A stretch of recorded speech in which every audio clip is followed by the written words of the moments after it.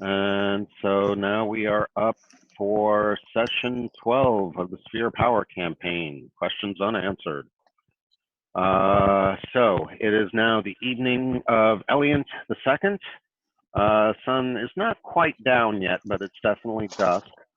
Not that you would be able to tell at this point, because you guys have entered rather deep into the pyramid at this point, having found a couple of rooms with statues, and they seem to be pretty consistently hiding secret doors behind them, as you found a few of them at this point, at least two here. And then a third one that's led to a definitely lesser used area with a bunch of statues, an altar. And was it Redress that figured out to put his palms on the altar? Yep, Redress put his hands on the altar. Yeah, and yes, pretty much against the advice of other people. and then after speaking the words Amun-Ra, which were prominently displayed and written on the walls in multiple languages, you found yet another secret door that opened on its own, leading off to your east.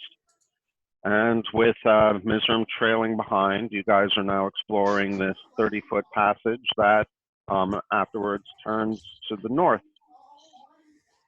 after about 30 feet. And it is dark in here. There is no ambient lighting. So just to be clear, what light sources are each of you depending on?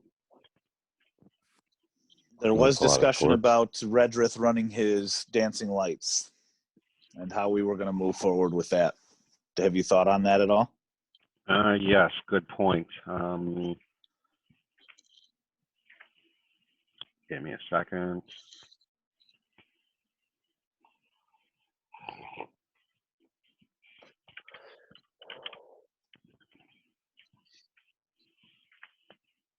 All right, cantrip.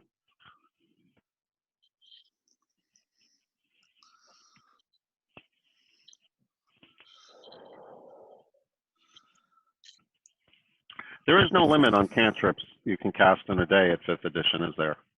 Nope. Yeah, they're at will. Yeah, I think that was the sticking point we were discussing. Mm-hmm.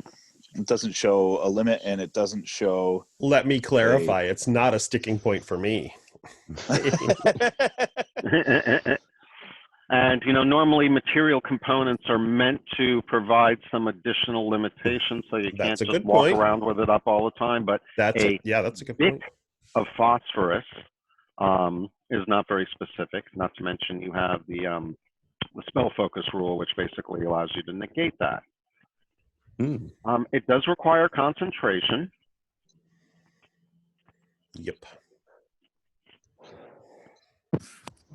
So in walking situations, most likely, or exploring situations, but if we get into any other situations, we should pop a torch. Yeah, I think even with the lights, we should have a torch ready, because otherwise he's going to miss out on like a surprise attack, maybe, because he's concentrating on a spell, or would have to choose a less powerful spell that wasn't concentration, which probably not a less powerful. I shouldn't say that, but. And I will definitely say it will affect your. I don't think there's anything in the rule book, but I am definitely going to implement a penalty on passive perception checks while you're concentrating. Sure, yeah, that makes sense. Yeah, sure. And we got to remember, Matt, in our kits, you usually get 10 torches, and it's a torch an hour. So we've got to. I am down to, I think, 7. I've still got 10, so I'll fire up a torch. All right, cool. All right, so for now, I'm going to go ahead with dancing lights and see how well the concentration limitation proves balancing. You know, is there a way that I could periodically roll to see if I can maintain concentration on it? I like the it only allows you to concentrate for up to 1 minute, so you're going to have to recast it every minute. Right. Basically. Right. Okay. I like the randomness of rolls, and how, it's like, oops, you may have stubbed your toe or something like that. It's not a guarantee that it'll fire off. I don't know. Roll a 20 and. Well, usually cantrips, I've never seen a percent of failure. Not since the 1st edition clerical spells, anyway. Right. Yeah. Very magic good. spells, don't unless you're have- trying to cast above your level, usually go off. That's the advantage of knowing the arcane arts.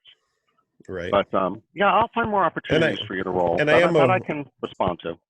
And I am a researcher, so there is that too. Yes. I don't have any torches. I have candles. You can light a candle. Yeah, they have a Boy. tendency to go out, though, depending on whether or not you've got a breeze going. All right, so for now, we're going to go with Redreth casting. Redreth, right? You were the one that was going to cast Dancing Lights, Yep. right? Okay, Yep. so I'm going to keep in mind that you're subject to concentration rules. And unless otherwise stated, it lasts for a minute. But remember, all you have to do is, state to me that you're no longer concentrating and it will end. Sounds good. Do you but have- keep in mind, once any combat begins, if you have not already stated that you are not concentrating, you will be considered concentrating for your initial action. Sure. Okay. And if I drop it, everything goes black. Yep. Right. So we'll have to communicate that. I mean, because we are now going to have to ration torches.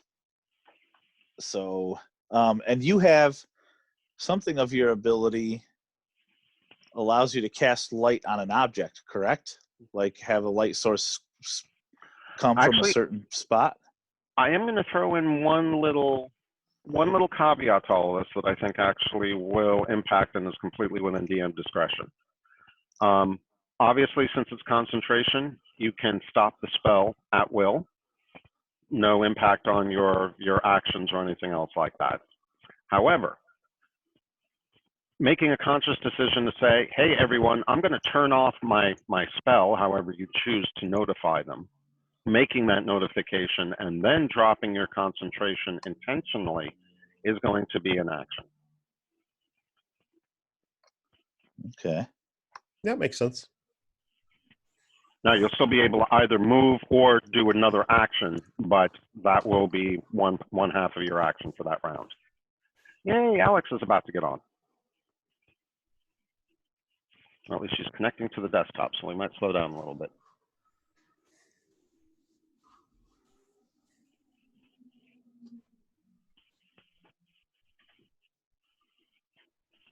For some reason, I see a green square where my character would be. So do I. Actually, Yeah, see I that kind of too. see that. I see that on the main screen too. So let's see if I can fix that.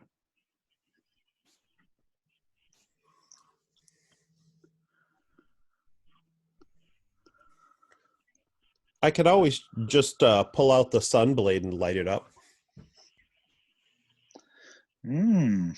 but that would probably cause us other complications with other people or bad guys or whatever. That look Fair better? enough. Yep. Yes, there we are. Cool. So I'm glad I was able to fix that. All right. So, how do you want to proceed?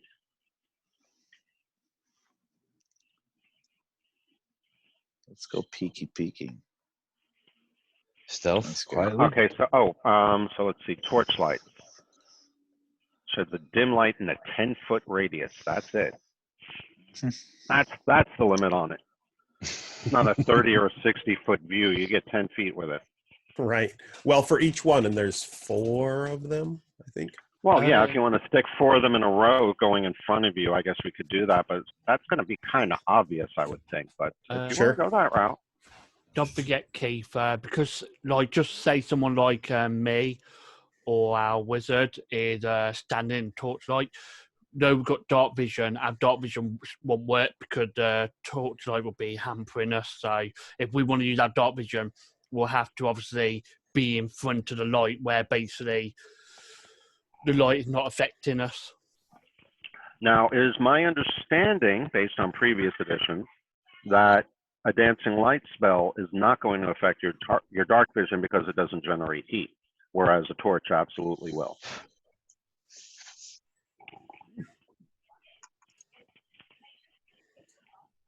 So it's kind of infrared vision or something. Mm-hmm.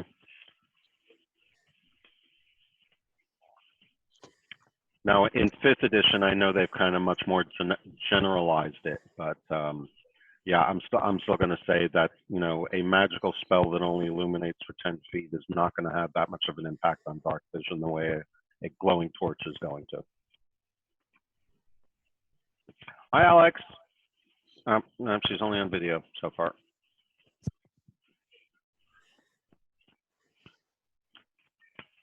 All right, so with that, yeah, you don't see much more beyond the what I currently have shown on the map.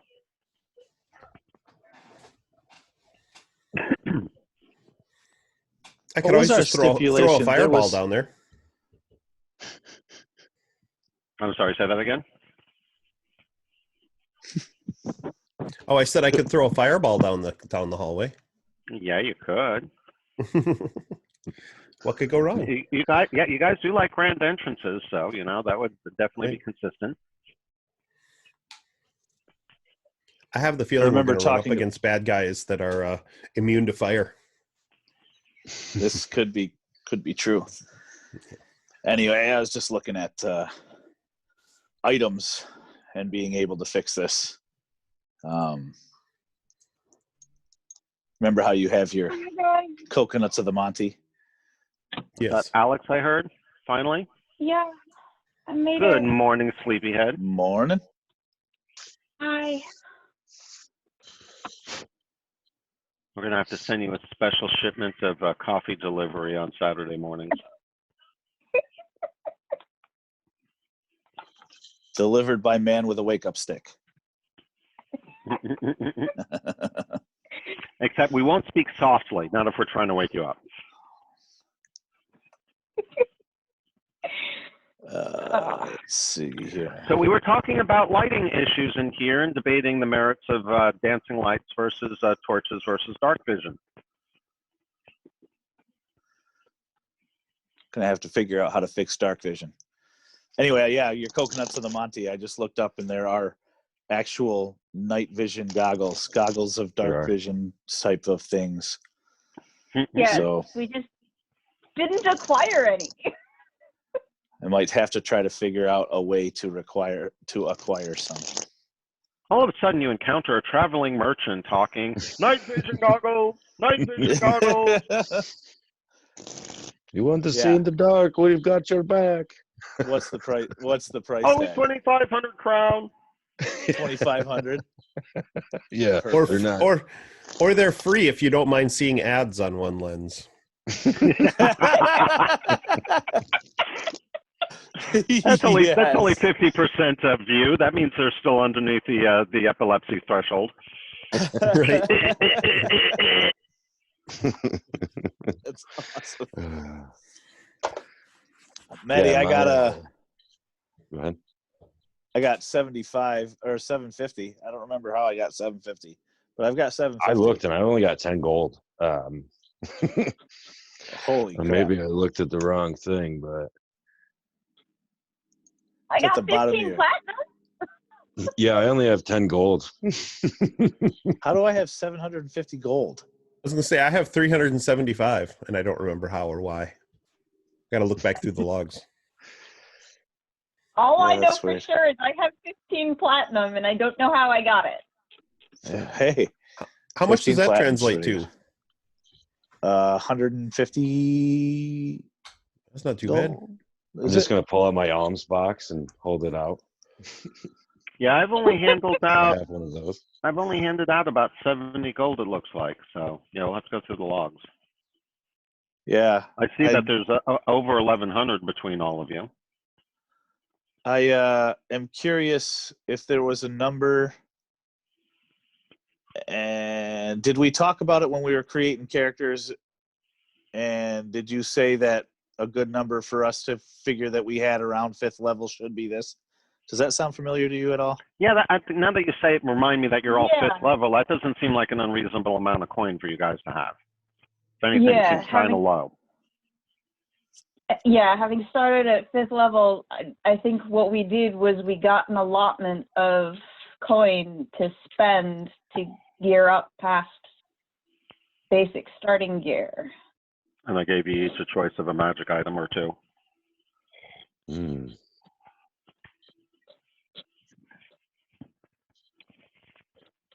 Well, Drop the ball on Meanwhile, that. while you guys are having this discussion in the dark, presumably, It's Right. dim light. Dim light. We're dim light. I'm pushing the little light ahead of us. I'll let the big bruisers go ahead of me because they want to they're the ones who want to be in the fight, so I'll just stay back here and just push the bulbs along the ceiling as we go down the I'm hallway. just gonna stay right next to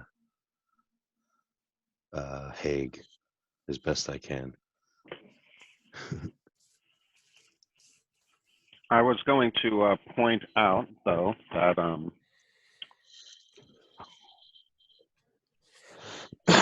on a second. Have you guys seen how Unity does this locked tokens thing now?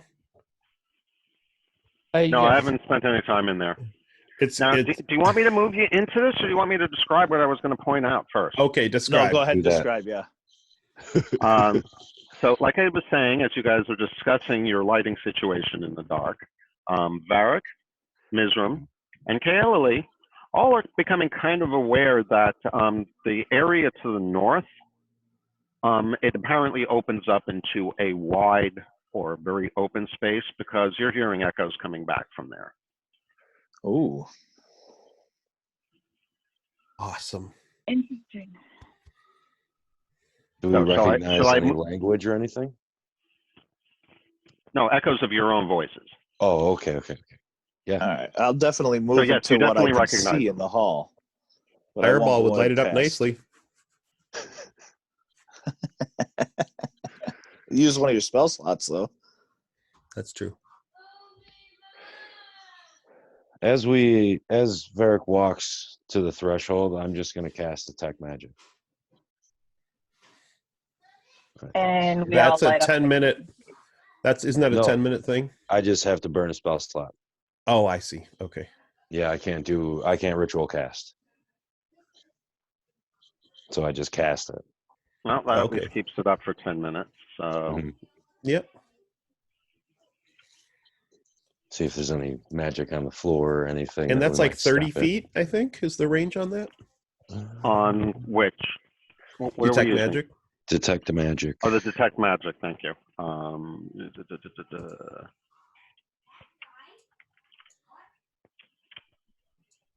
Detect magic. 30 feet. Yep. Yep. Yep. A faint aura around any visible creature or object in the area that bears magic. And you Well, learn the its school, school of if any. magic. Yeah.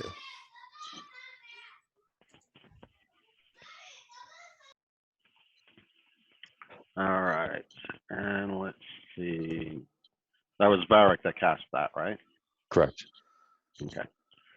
So basically, yeah, you can see after about another 10 feet from the intersection, the corridor ends, and all you can see is a very open space beyond. You can't tell how deep.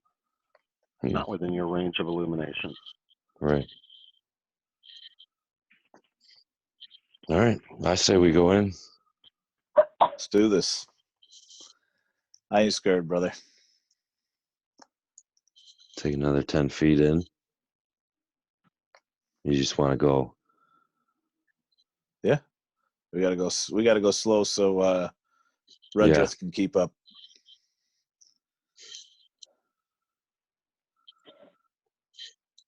I can always use my action to make the lights go away. Oh, I should point out, I guess, sure, should have noticed this. Right as you make the turn, actually, let me confirm exactly where. This might make a difference to you. It might not, but it might. Yes. Okay, perfect. So yeah, you probably wouldn't notice it until just about now. Right as you pass the threshold, right there, the floor begins to slope down at a substantial angle. Not so much that you can't walk it or that you shouldn't be able to keep your footing, but it is definitely a large ramp of some kind. All right. And it descends downward. Okay, so where's the break? Do we have right where we're standing? See. Or right where Varric is standing, or right at the opening of the hall? Why is it not showing it? Gremlins? Yeah, what else is new?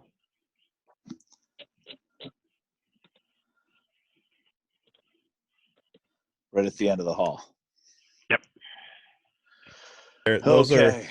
I'm putting these circles in. Those are my illumination for the lights. Since I have to dismiss them, I may as well show what, because it shows illumination for 10 feet. 10-foot radius. So you actually get 10-foot ones. Oh, okay. And it's only dim light for 10 feet, right? Yes. Okay, so which basically means it doesn't extend beyond there. All right, I say we send down somebody down with on a rope. How steep is that? See if they can. It's walkable, but not comfortably. Okay. Do you got a new rope? Yes, I do. Hey. So I have. Okay. I have one back by us. Kaelili has a special rope that will tie onto whatever she commands it to tie onto. Yeah. Pretty slick piece of tech. It is. So this hallway slopes down at a moderate angle. Axe and hammer marks cover the walls. The plaster from the great frescoes that once covered these walls has fallen to rubble on the sloping floor. Dust blankets everything, and the air is very dry. And I don't see any magic or anything within 30 feet. Marks. Nope. Okay. I say nimble kitty. It's been a long time since anyone's been in here. Nimble kitty or the lighter ranger, I would suggest. May I offer your aid in checking out for traps while we have you tethered to a rope? Word.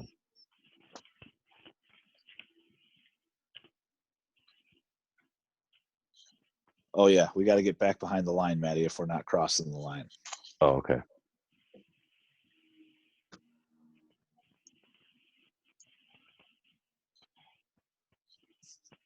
That was weird. Are you not stepping over the line yet? No, I am. No. I'm back in the. I wanted, if the ramp, I wanted to go to the edge of the slope. Let's see if I can figure out about how to describe the depth of the pitch. The pitch of the slope, yeah. I would say. Let's see.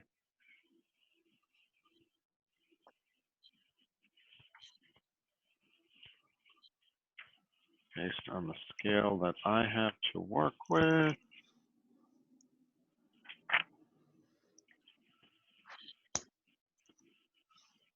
Would you say it's like handicap ramp or enough where you have to keep yourself from stumbling a little? It's a little steeper than a handicap ramp, but it's not as steep as some of the road grades going over the Rockies. There's probably a bunch of these guys who haven't been to the Rockies. I have once. I've driven through. Well, it should still be a reference that the Department of Transportation considers it a safe grade to put a four-wheeled vehicle on. Gotcha. Right. Oh, and I forgot my four-wheel vehicle.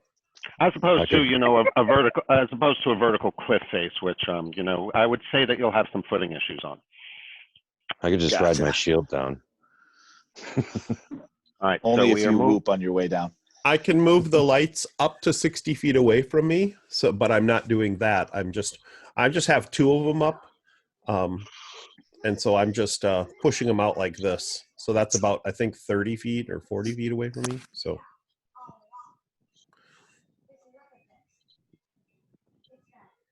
Okay, so as the globes stride their way forward, it begins to illuminate what appears to be a virtually endless cavern, wide and reasonably steep, at least for walking, but again, it's not sheer or meant for climbing.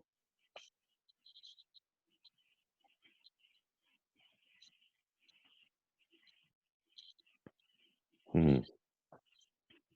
And as with the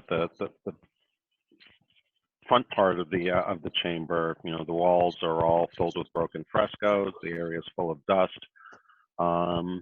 Doesn't look like the damage is intentional. It quite honestly just looks like decay of time.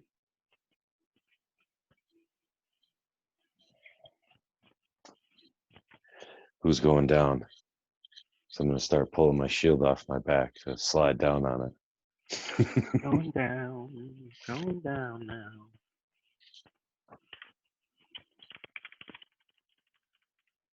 I don't know.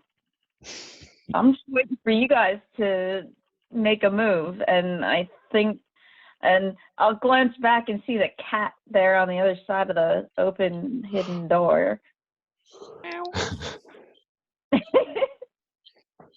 My other character I play in a different game is a rogue, and I'm like, the rogue always has the bag of ball bearings. This would be perfect to let a ball bearing roll For down sure. and see what happens. Yeah. I play rogue in another campaign too, and I'm like, man, It'd be perfect. just go down there. Right. So, Maddie, I just had my cursor. Nothing says that the rogue is the only one who can carry the ball bearings. So I just never bought any. So, Maddie, I just had my cursor over top of my perception check. Mm-hmm. And I just slid my trackpad a little bit to go to a different tab, and it picked up the die and dropped it. What do you think I rolled on the drop? 20. A 20.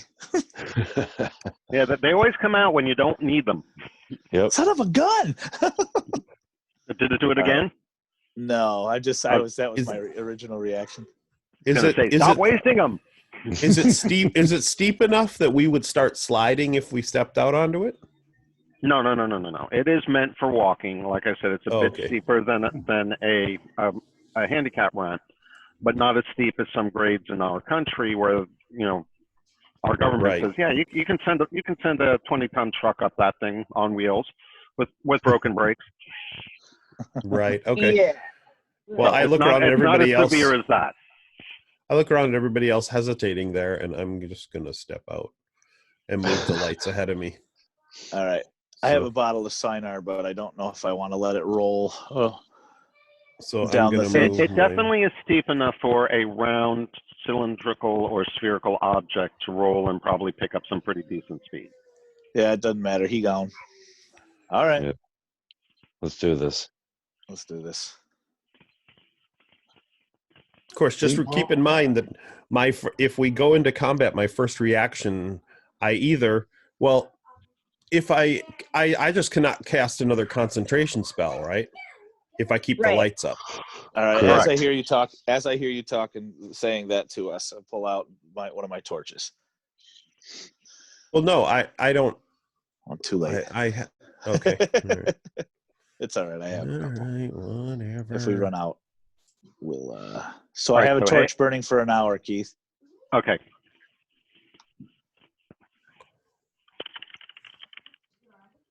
Uh-oh. He's starting to click. He's typing. When you see all the dice fly across the chat window, that's when we're in trouble. That's right. Okay, so the hallway still seems to continue to go on. It's a pretty big hall. All right.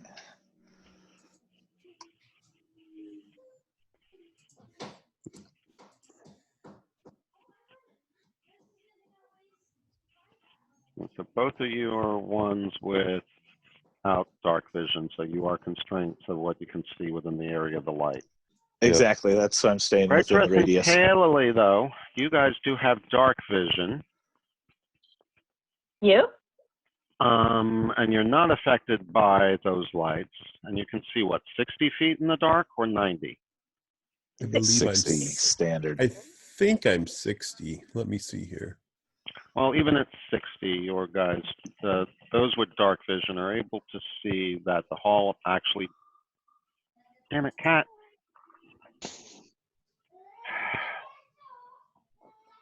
Yeah, I'm 60 dark vision.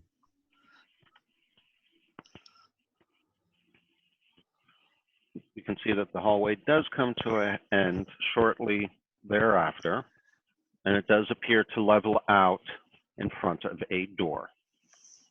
So mind you, the slope continues all the way to the door, but the door appears to be at an angle so that it continues beyond the door at a normal angle. Okay. However, the door is broken, so you can see someone through it. Cool.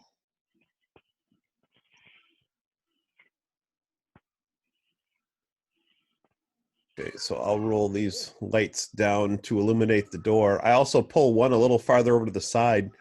I just want to look at the walls and see, is it just a flat wall, or are there actually doors or shutters or anything along the walls themselves on this ramp? And as I said, there were frescoes, and you can tell that they were ornately and intricately carved at one point. But because of time, a lot of them have just kind of fallen off. They've crumbled. You know, you can see chunks of the plaster and frescoes lying on the floor, some in chunks, some in, you know, dust and small pieces. But yeah, this obviously was a display corridor. It does not appear to have any kind of entrance or egress to it. Okay.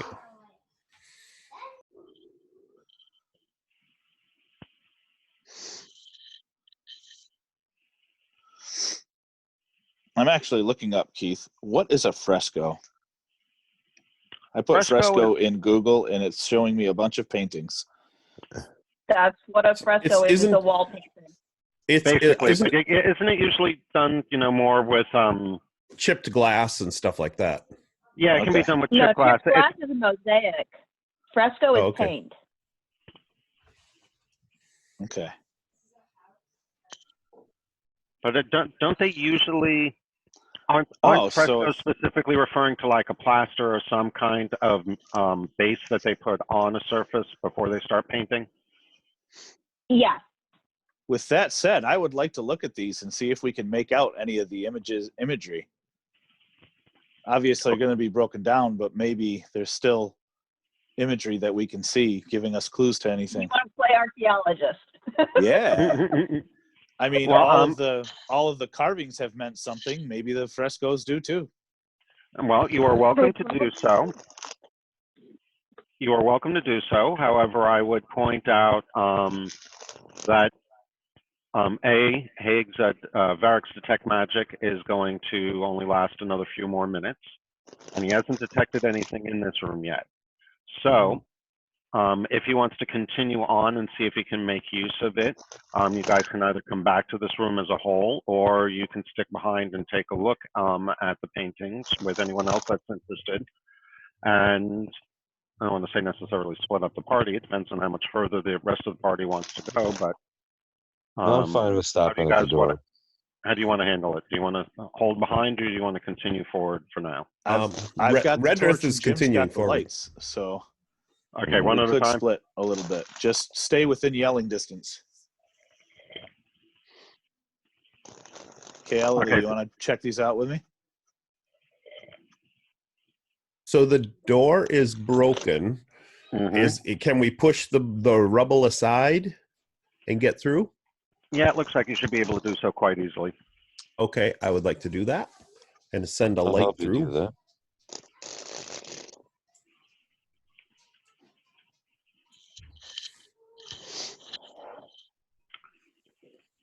Okay, so let's see. Tell you what, I'm feeling a ham and potato chip sandwich here soon.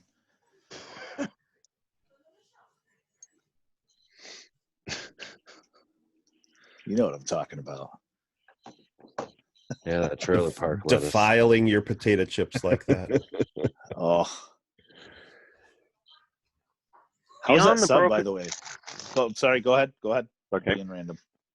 Beyond the broken door is a huge octagonal room, 50 feet wide, 40 feet long, and 20 feet tall, rising to a flat ceiling.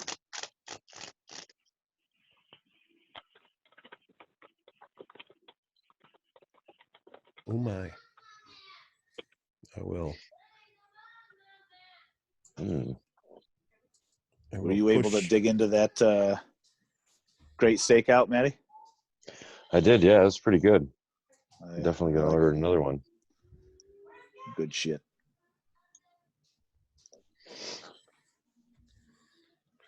Was that a description to put in the chat window? Yes, but there's a little more that you haven't quite triggered yet. Oh, so we'll have okay. to wait for All it. right. Okay. Well, I will definitely step through. Am I picking anything up? Any detail into my detect magic?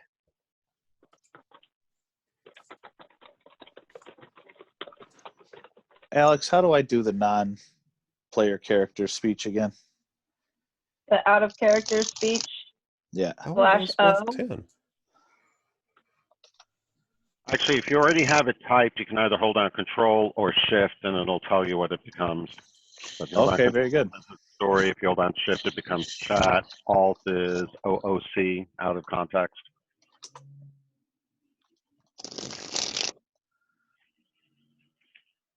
I gotta change that. And I will point out, going back to the other room, in your interest in the frescoes and the other artwork that was in there, it does look like that, you know, not that they were words, but they do look like pictures of animal-headed humanoids that have kind of broken apart. They seem to be in very mechanical-like poses with very sharp angles. It seems rudimentary artwork in some regards, but there is definitely a symmetry and a sense of expression that you can tell from some of the faces that you can put together. But if you're going to try to figure out whole images or to see if there's any pattern or story to what's spread out across all of the walls, it's going to take some time. Okay.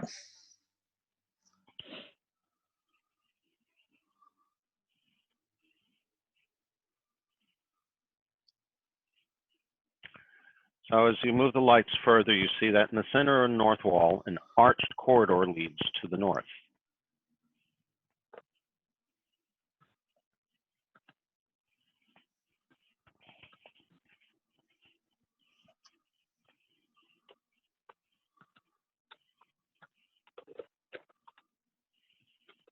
Still no interest in the imagery, huh? Nothing in this room. Well, no, I wouldn't say that. No, I mean, I'm talking to the other players. They're being bums and all leaving. Yes, I feel we like are. there's something could be there. You could tell we feel terrible about that. Miz is still waiting Yeah, on a move absolutely. too, I think, Keith. Huh? I think Miz is waiting on a move. Oh, he's all the way down at the bottom of my map, so I couldn't see him back there. I got to zoom in a little bit more so I can control everything and keep these lines, not exposing everything. So yes, kitty, there's now a steep slope in front of you, but your paw padding should keep you safe and friction adhered. I'll just plot a line behind everyone quietly till they need me. All right, so Redreth, now that you finally entered in the room, you can actually see the walls that are somewhat illuminated by your glowing little spheres. And you see the words treasure room are carved into the walls in giant letters and several languages. Scattered about the room are broken pots and chests that have been hewn in half. All are covered with a thick layer of dust. But there's no treasure. But there's hint of something in the notes. Didn't something, the offering tables, did they have to do with the treasure room or no? No. Yeah, I don't think so.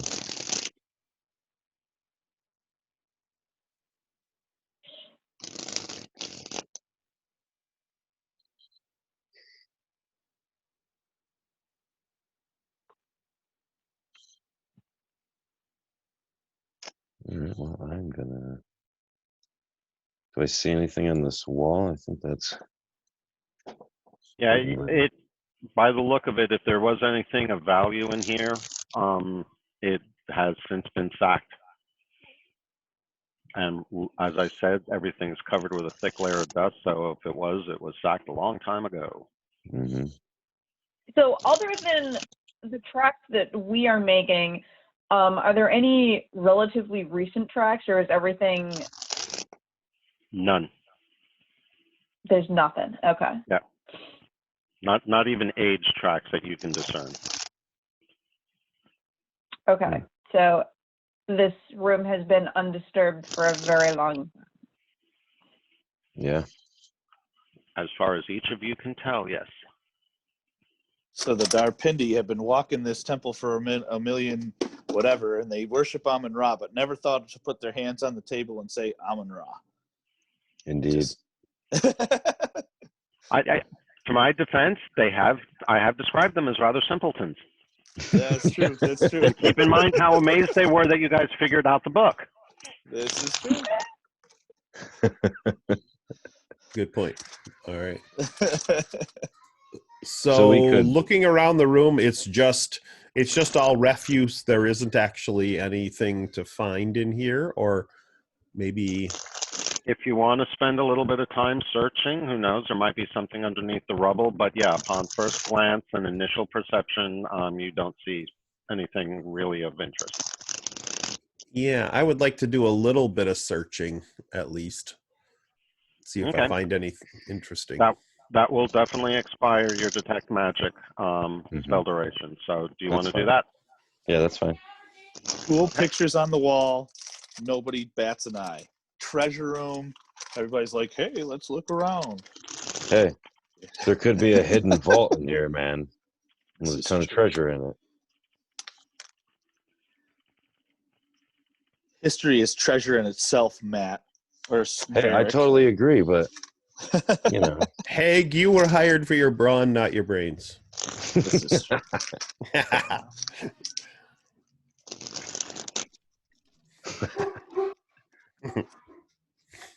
Very good. Yeah, so I'll take a look at the walls that are lit up and do see what I can investigation to see if we find anything?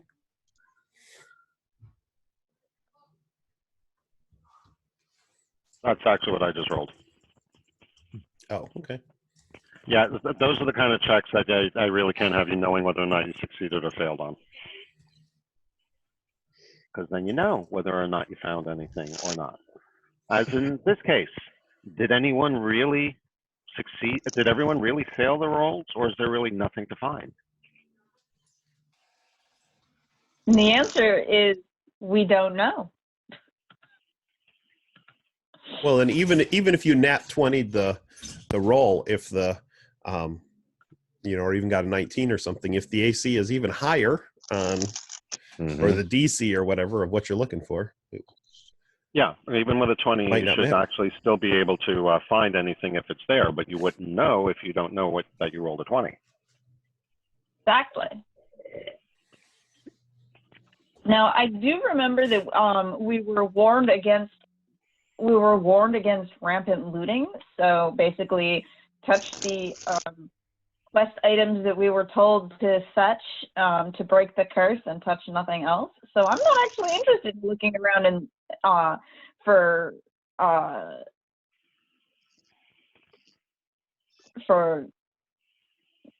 stuff. I'm more interested in exploring this, exploring the complex. And if we don't find something that is very obviously what we're looking for, that's when we come back and we search harder for secret doors.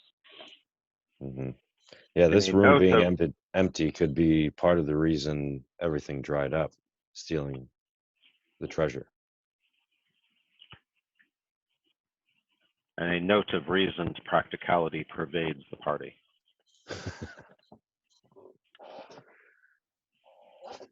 So the corridor, the archway opens into a 10-foot long corridor that apparently opens up into yet another open space.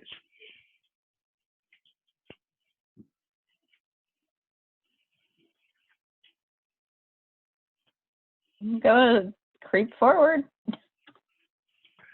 Creepy, creepy, creepy.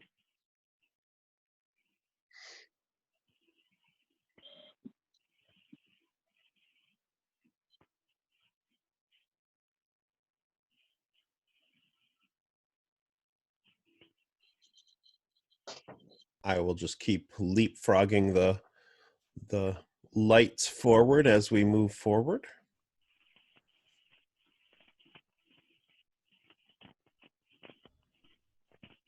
It appears there's something in this room.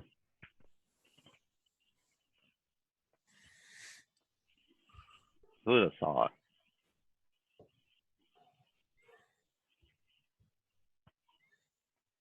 Ooh, and it's open. This room is 30 foot wide, disappearing into the darkness. In the center of this 20-foot tall room sits the sarcophagus, a large, ornate stone coffin. Its lid is ajar and broken. Oh, great. As you progress further into the room,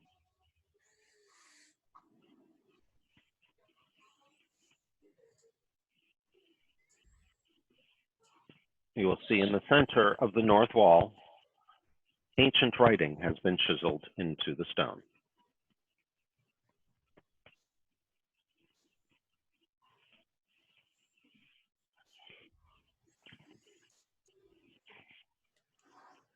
Here lies something.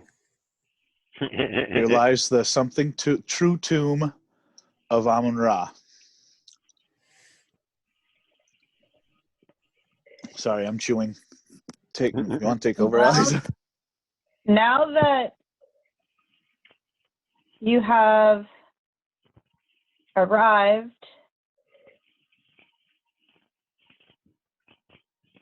to look to I don't think it's look.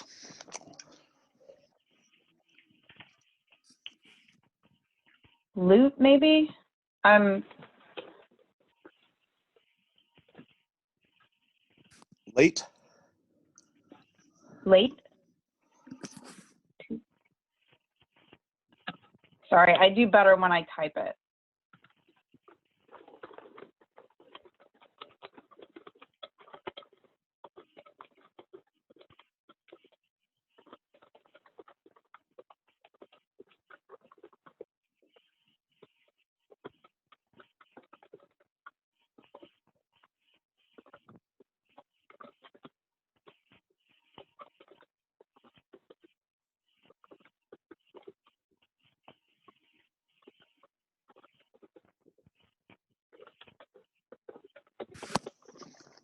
Too late to plunder. Too late to plunder my.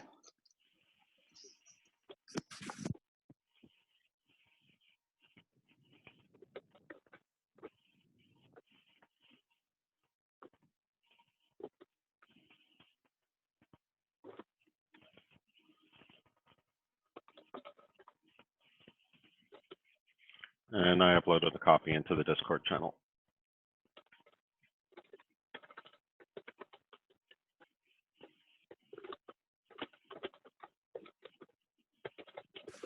Yeah, I don't know what the word at the end of the fourth line is. You got it? I think that's what it says.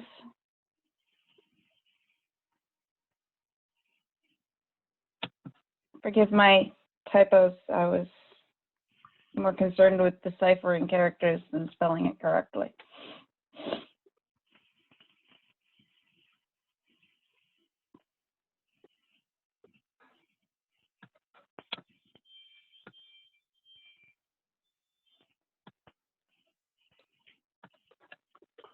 Well, grammatically, it makes sense.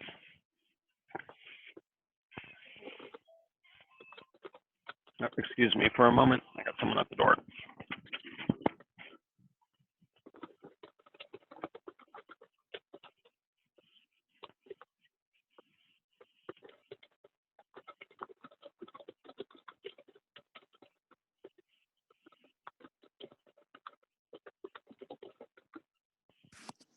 Anybody thinking that this is a bogus tomb?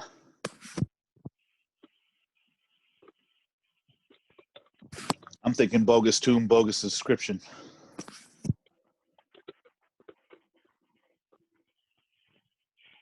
All right, I'm back.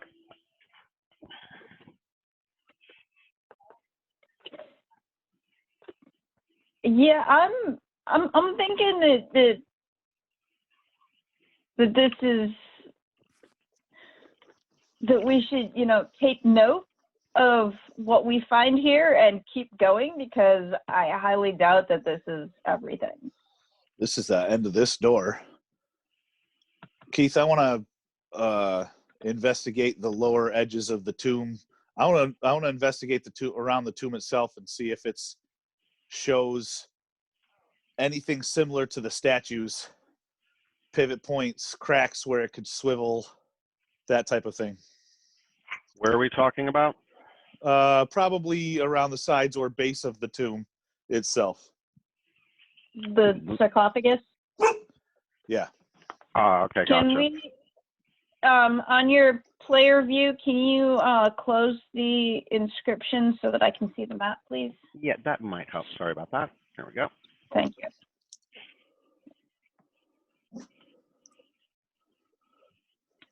Yeah, if this otherwise appears to be a dead end, I'm interested in checking the perimeter for evidence of secret doors.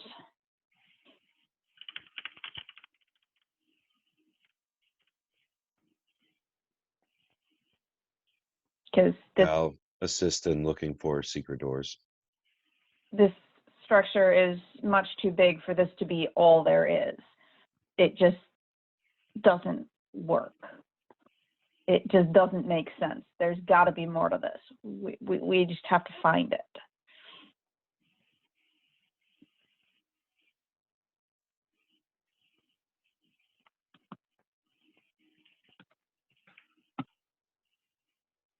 And I agree with Haig. If that's really what the inscription in the room or on the sarcophagus says, this was all created as a facade that anybody who came to plunder Amun-Ra's true tomb would think, oh, it's been long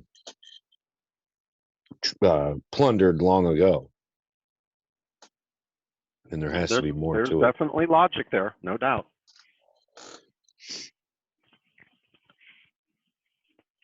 But if that is correct, then where's the rest of it? Hidden somewhere. Well, after searching this room for what you consider to be a thorough search, there doesn't seem to be anything else unusual to be found. There's no unusual seams or pivots or hinges anywhere along the walls. There doesn't seem to be any of the similar nature along the floors. The coffin seems completely empty. As I mentioned, the top of the coffin has been broken off and lying in pieces, mostly on the floor. One semi-large piece is kind of leaning up against it still.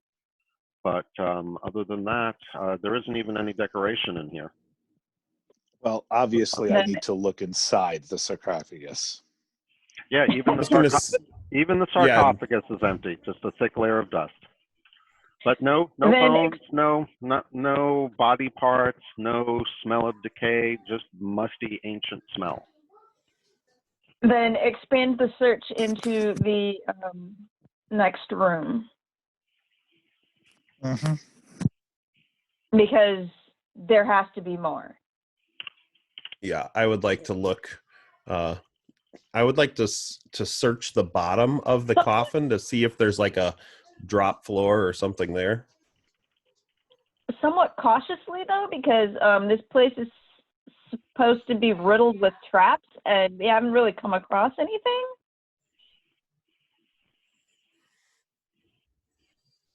Just a bunch of moving statues. So yeah, I agree. So right, yeah, so, definitely.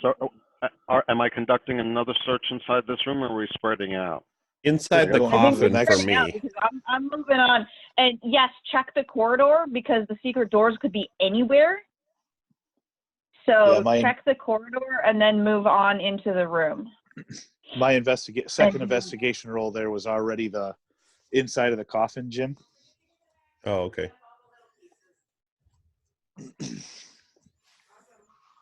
And do more searching. Yeah, I'm gonna do walls. I'll do left wall over here. Throw you another investigation. As thorough an investigation as I can, including the corridors linking the rooms.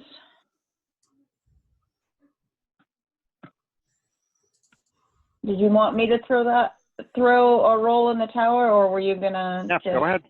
Go ahead. Okay. In the tower, though, but yes, please. Well, yes, it has to be in the tower. It just doesn't make sense otherwise.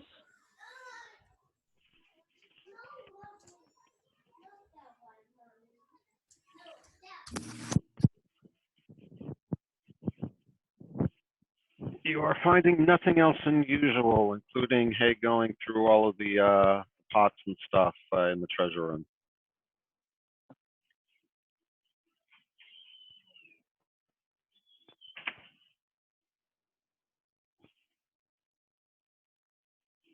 All right, I'll investigate this north wall that I'm near. Where the writing is? Where were you? Oh, that was weird. Yeah, that was weird. Your audio all of a sudden like froze on a word. Yeah. And just gave a whole like vibrating sound. It's weird. Max Headroom style. Oh, mine? Oh, interesting. Yeah. I wonder what different systems. Really should all be isolated, but go figure. No, I just asked you to confirm if it was the same wall where you found the writing. Yes. Okay.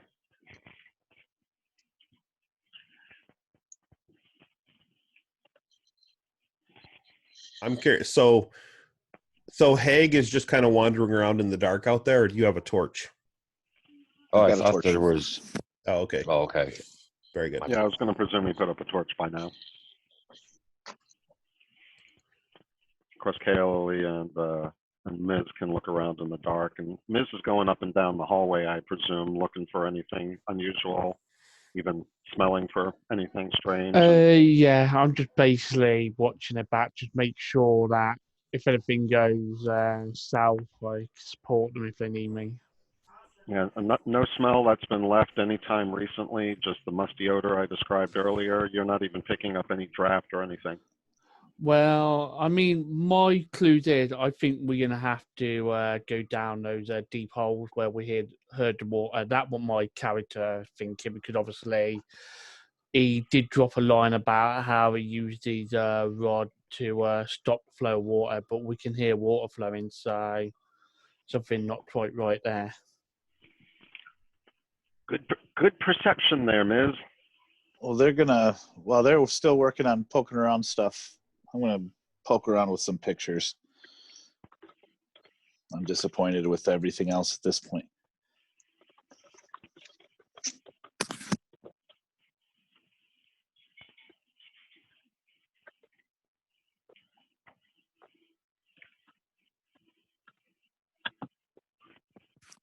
Do you want me to roll for anything as far as being able to deduce anything? Yeah, if you want to do another investigation check, go ahead. Okie dokie. You're back in the angled room with the paintings on the wall? Correct. Yeah, we could learn something from those. Like, if this is truly a facade, there could be something hidden in one of those pictures that could suggest. Of course, if it's a facade hallway, it could throw us off the trail. Sure. I'm also searching that room. Maybe we should go look at this. You're looking for what? Some secret door or something that will. Maybe back in the statue room. Maybe one of the other statues pivots. That's probably what we need to do. Maybe one of the Does pictures anybody I can check poke the- somebody in the belly button and the door opens. Did anybody check the top, like the The inside lid of the sarcophagus? No, it's, Oh, it's really? broken and on the floor. Oh, okay. The inside lid for maybe some scratchings or another inscription. Right. Some scratchings. Yeah. No, he was not buried alive. But yeah, if you flip over one of the larger pieces, it doesn't appear. It's smooth. It doesn't appear that there was anything inscribed or decorated or engraved on the underside. That was a good thought though, Matty. That was good. Yeah, it was. Yeah, it seemed to me that someone really want to live the Brendan Fraser movie action sequence.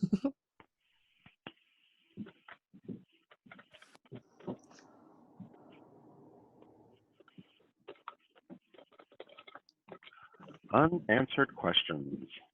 So as I move, I take my lights with me. So Varric, I Yeah, I'll stop be and I coming look down back. in a It's like second. I was gonna say, I'm the away light from will it. follow me once I reach the limit of 60 feet. It'll start moving away from the walls there. Dancing, dancing. I will lights. be right down. I'm multitasking. I got to make lunch. Yeah, I swear there were potato chips in my cupboard. I went out there and made my ham sandwiches and opened the cupboard and no chips. Well, you probably You Just have disappointed. kids. Just kidding. Those things Yeah, never man. last. Janelle the other My- day was like, "Did you eat this whole bag of chips?" I was like, "No, it's right here." But they're mine. I saw a thing on Facebook where it talked about whether you were how you wrapped up the bread after you're done using it was whether you were lawful good or lawful neutral or chaotic. And chaotic evil was just leaving the bread open. And I said, "Yep, all my kids are chaotic evil." So, That's right. with chips too. I think I if must- that's an indicator of where you fall there, I think I would be lawful good as far as the bread goes. So I'm an air out, a spin, and a fold under the bread and then put it in the cabinet. What am I? Chaotic neutral. Really? Yep. I give it a spin and then just a I'd have to twist find and the then thing tuck to- it under. Yeah, that's Yeah. chaotic neutral is spinning. I don't know about the putting away. It was just how you It's just how you close the bag. how you close the bag. Yep. So the bread tie is the lawful good. I will have to. I'll look it up. Oh, you've got to share it in the Discord now. I got to see this. Okay. Yeah, seriously. This is entertaining.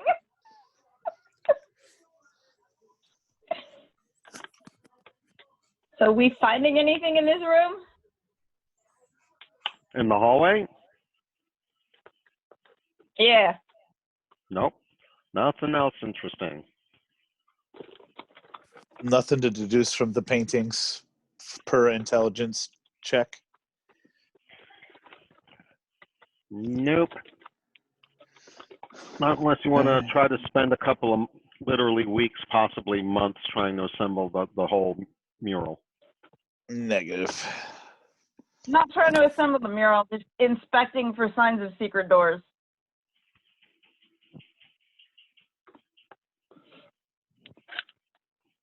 Yeah, as I pointed out to Ms. when he was coming up through the hallway on his own, and you guys with this level of search are realizing, there's no seams or hinges in the floors and the walls. Ceilings are a little high out of reach, but there doesn't seem to be anything unusual up there. There's no draft, thick layer of dust. You're pretty confident after spending probably close to an hour in here that there's nothing in these 3 rooms that you haven't already uncovered. Which means we have to go back and see if back to another room we've already been through, one that had a secret door, and see if there's another secret door. Because there's more to this complex than what we've discovered so far. We just haven't discovered enough of it. And I can no longer see myself on the map that's being streamed.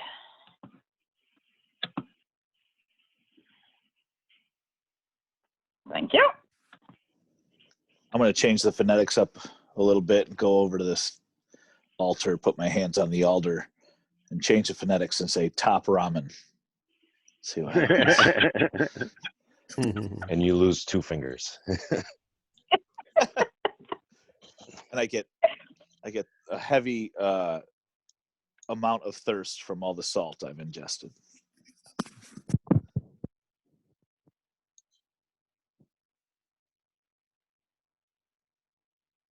Yeah. Actually, I would like to inspect the corridor.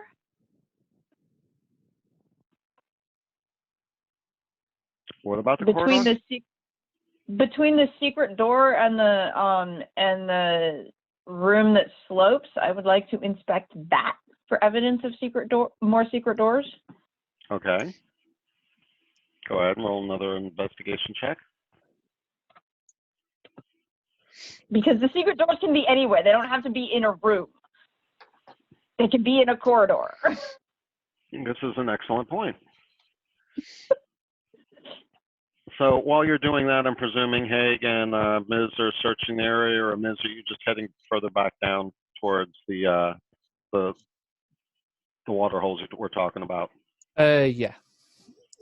Slowly, as I'm slowly making my way there, keeping my eye out, just in case anyone missed anything. Okay, but Haig, you're investigating the room with the altar, right?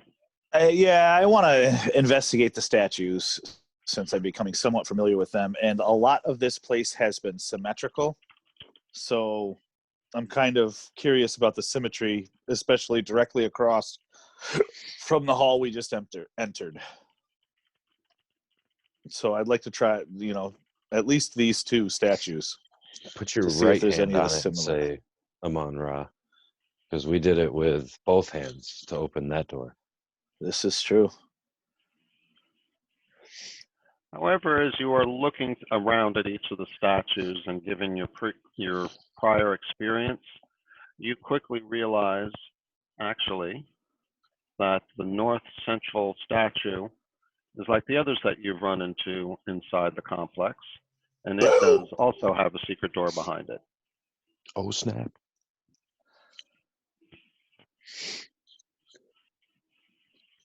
Because, and I'm suspecting that for symmetry, there's a secret door on the other side, but let's explore one door at a time. Oh, yeah. Return to Redreth and give him the Buddy Christ. In the Discord, I put the bread thing. Oh, I gotta see it.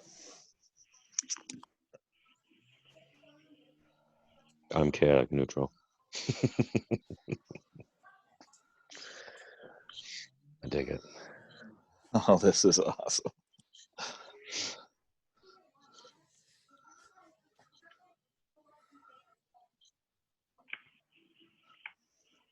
Oh, I would. So would reusing the twisty tie count as reusing the bag clip?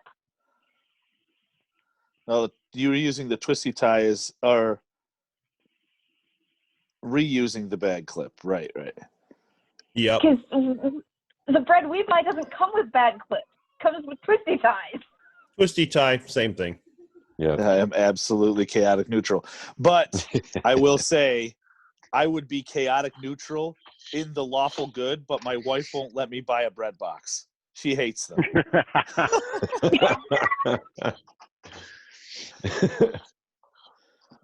All right. The bad news is that this chamber behind this other statue appears to be empty.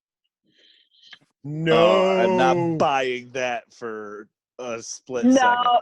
second. No. Can somebody move my token into there? I cannot see the map well enough to move my token. Thank you. Yes, inspecting. This is long. I'm investigating the room, and I'm also going to suggest Redrith also perform his dual hand Amun-Ra chant, giving me 90 seconds to look around and then do the chant and see if I see any change in the room. I can do. I would have to drop the lights, but I could do the detect magic as a ritual also if we wanted to. Okay. I would have to drop all the lights though. I've got my torch burning still. Keith, you'll just have to let me know when it's been about an hour. An hour for what? For my torch. Oh, okay. Yes, I did record that. So I'm going to drop all the lights, and then I'm going to take the 10 minutes to cast detect magic. Okay, so let's see, how does this all work out in terms of timing? All right, so after you find the door, Kayla, you were quick on, okay, yeah, that's not empty. I'm going to go look at it. Ms. is still presumably heading back on down. Ms., if you're traveling, you would have gotten way ahead of them while they've been doing all this searching. So, okay. Where did you want to head to that I should have you at? Yeah, to put me at the well on the yeah, should be the one where we heard the water. So it'd be the first well we uncovered. All right, well, I'm going to stick you back down at the end of the corridor on the other side of the statue there. Varric, you're continuing to look on the outside part of the room. The rest of you are kind of checking out that inner chamber. Kayla Lee, what you do notice in your investigation is actually you found a tripwire. Ooh. Oh. The tripwire was attached or is attached to the statue door itself, and apparently should have gone off when the statue was opened. However, you are also able to determine that it went off long ago because it leads to a set of empty gas bladder sacks. Ooh. Okay. Previously triggered trap. One that does not reset itself. And this could be just a trap room, expecting somebody to get used to the statues. Yep. Yep. So there could we need to definitely be investigate an the rest empty room. of the statues, and we need to investigate them a little bit more carefully. Yeah, for sure. I'll roll an investigation for doing that while you guys are in there. Can I see how it was connected to the door mechanism, so that I might be able to recognize something similar on another statue door? I will make note that you're looking for that, but I really don't have that kind of detail to share with you. Okay. Love it. And Varric, just keep in mind, I dropped all the light orbs, so you'll need a torch or something to see things. Well, actually, the torch does go out about 2 minutes after she finds the trap mechanism. All right, I'll light another one off the first. I'm settling down and doing the 10-minute casting time for detect magic.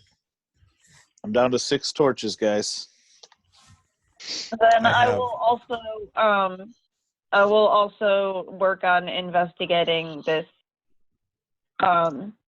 this room, particularly the statues, but any bare wall is fair game, along with the floor.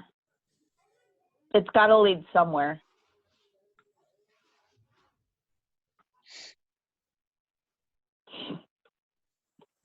So I am currently occupied with the ritual casting. So I'm just sitting on the floor in front of the thing there, casting it for the next 10 minutes. Gotcha. While he's doing his ritual, I'd like to test my bottle of Cynar for its flammability, because I might want to see if I can take some of my rope, untwine it, and make a wick, and see if this would be a longer lasting light source. Can I do that? That's a brilliant idea to give it a try. Because I'm starting to become concerned with the amount of torches I'm going through. Don't do it in the same room as the rest of us in case you blow yourself up. Agreed.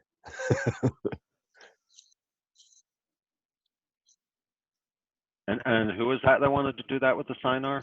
Haig. Okay. It is a particularly strong alcohol smell, no doubt. You have smelled stronger, so you kind of have your doubts about it. But that being said, it does seem to have gotten slightly more viscous over your time that you've been carrying it through the desert. So Okay. perhaps with a little bit more decanting, you might be able to get it to hold a flame. But as you suspect, trying to get holding a flame to it, it doesn't catch. Okay. But you can, on occasion, as you see the vapors wafting off of it, the flame does react. So there's definitely content in there, but it's not enough to saturate. Okay. So I'm going to, depending on special occasion, I may just let that ferment a little bit. Sinar's not exactly the best tasting alcohol, unless you've got some weird fetishes. All right. Good to know. Cool. Oh, and I'm sorry for not noticing this earlier, but yes, you guys can take 20. I don't have any exception against that rule. Oh, I just yeah. forget about how much time to say that it takes you to take 20. Yeah, that's kind of what I'm thinking is that with this, I want to be as thorough as possible, and so that to me implies that we're taking 20. Well, let's just say that based on the time that you've spent so far, you are confident that everything of where you are and north has been thoroughly investigated. Okay. So that room of the, what is that, 7 statues and the altar, that and everything beyond, you are confident you guys have thoroughly investigated. South of you, back down into the other room where the one statue is and where Ms. is wandering the corridors, that you don't have the same level of confidence, obviously. Right. But we weren't concentrating on secret doors when we were last in there. So. Yep, very true. Very, very true. Yeah, I think Jim went in. So Saw the if we Amun-Ra and said, "Hey, I'm going to do this."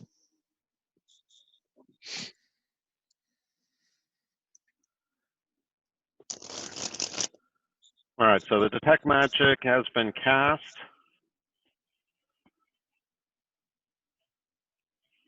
And we did check for the sake of symmetry, correct? To see if there's another one on the west side. Yeah. Yeah, like I said, everything around here, you're. Oh, he gone. Max headroom. Basically, it's taking you about an hour and a half to do that. Okay. Okay. Then let's move on. Now, does that assessment include the corridor? Because I'm including corridors in my searches. Corridors from your point north, yes. I'm not making any commitments to anything south of where you are. But you have thoroughly investigated the statue room, the descending hallway, the quote-unquote treasure room, and the room where you found the sarcophagus. Okay. Okay. Okay. Then I'd like to move down here and start searching that. Yeah, I'll take my left as we're traveling down and check that wall. Well, she checks the other. I'm checking floors and what I can of the ceiling as well. Now that corridor, by the way, this corridor is also at an angle, the same as the big wide one. Oh, okay. So we're just traveling south. So at this point, it's not too surprising that the floor slopes. Correct. Okay.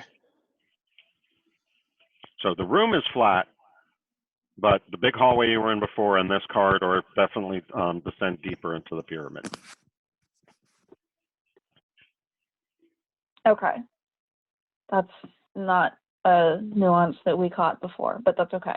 While yeah. you guys are searching, I'm going to kind of split off a bit, and I'm going to focus on Ms. for a moment. So I presume Okay. you're heading over to the silo, right, Ant? Yes. I am making my way there. All right. So just a reminder of the description of this. The 10-foot wide corridor opens into a vertical shaft 30 feet in diameter. Wet and slimy walls drop down into darkness and rise 30 feet to the top of a domed ceiling. The air is very humid here, and the thunderous sound of cascading water fills the chamber. Now remember, this is ants only. The rest of you guys are still checking out the statue room.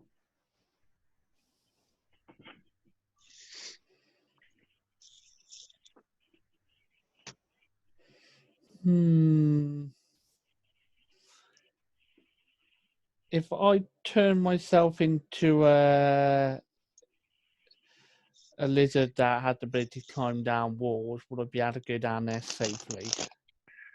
You stand a substantially better chance, but as I pointed out, the walls are kind of slick with moisture. There is a chance that you might slip, but you definitely have a much more substantial chance of traversing the walls as a sticky-toed lizard. Or a bird. Knowing how Spider. animal form always plays out for me, and I always roll poorly. You could also do a spider, you know, if you're really looking for sticky legs. Yeah. Web up a rope. So and just I'm still rappel doing the down. ritual. Just let me know when the 10 minutes has passed. And I did mention that you detect magic. Yep. Okay. Okay. It's been over an hour? No. Wait, let's see. You started Takes 10 minutes casting at plus the 22 level. minutes. You started casting at 22 minutes ago. Okay, Right. Okay. Very good. I'm going to be brave, and I'm going to turn to a spider, and I'm going to silk up near the top so I've got a rope line. I'm going to go down there to have a look. Okay. And that's a useful form, though I don't give you credit for coming up with that one. But the lizard wasn't a bad idea. Definitely not. All right. So what you do notice is that, well, the shaft drops down quite a bit. And you can't see all the way down. Let's see. Aha. So you can't, as I said, you can't quite see all the way down. But what you are able to see or discern is about 50 feet down, there is a tunnel that comes out of the north side of the shaft with water flowing out of it. Okay.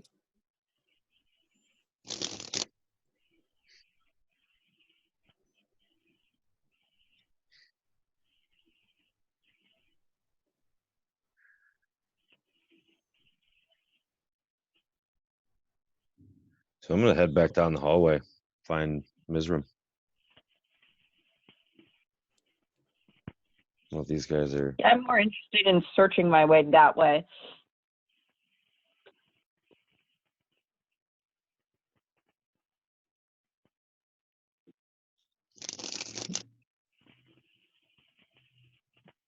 Are you like a giant spider right now? No, just a normal, regular spider. Indeed, a creepy crawly. All right. I was gonna say that would suck to get to the end of that hall and there's a fucking dwarf-sized spider coming at me. Yeah, you'd probably smack it. Right. That's why I wanted to clarify. I had to check something on my phone real quick, so I missed what you guys are getting into. But I think that's okay because it was Mrs. stuff anyway, right? No, you died. There's a Sounds dragon. It's crazy. And you're done. So basically, Ms., you have about 20 minutes before the party catches up with you. I tell you, is it the water that's flowing out there? Is there like room for someone to actually climb in there, or the water pouring out in such a way that no one can actually get into that hole? It seems relatively turbulent. It doesn't fill it, But you would suspect from what you can see, it would not be an easy passage up there if you can. Okay. But it would certainly warrant additional investigation if you want to send some way to go check it out. All you can do is see the water coming out of it at this point. You don't know how Okay. thick the flow is, or how far it goes in, or whether it's straight or turns, or anything else like that. I will come back straight up, and when I get back up, I'll turn back into the panther, and I'll keep that knowledge. And then when I get a chance to share it, I shall.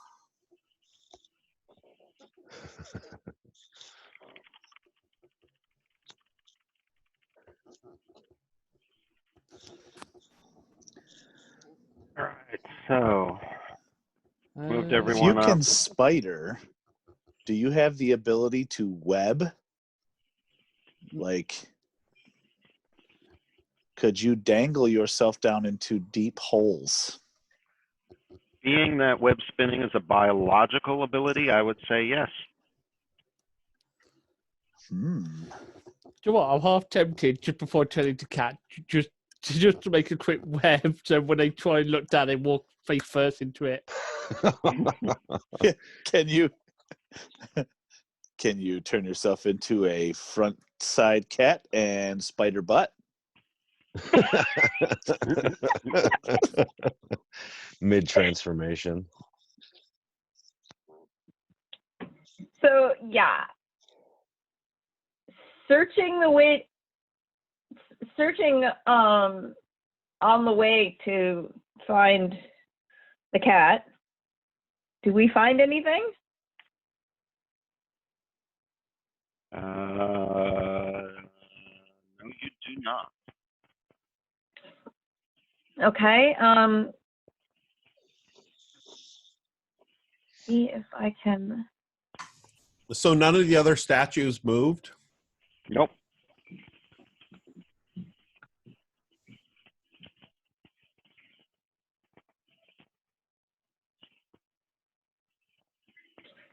Not by simply pivoting them anyway. The one on the southeast corner, as you know, didn't open and wasn't even noticeable until Redruth used his hands on the altar. So the one on the north wall moved after you tried to pivot it the way you're used to, pulling out the extended left hand or extended right hand. But none of the other 5 statues reacted that way. Varric, how are you even moving around at this point? Bumping into walls and such. Yeah, that's why I'm staying right next to the wall. It's worked out great using the Zoom chat to find my character. You need to be able to see all that. No, you need to be able to see, bro. There you go. Just question, Keith. Just to refresh my memory, you said the other well weren't making any noise and giving off no vibe of water in the other one, didn't you? That is correct. So basically, if it's based off symmetry, and you said he obviously stopped the flow of water, I wonder if the flow of water he stopped is the other one, and you can go down the hole where water would come out. It's an interesting thought.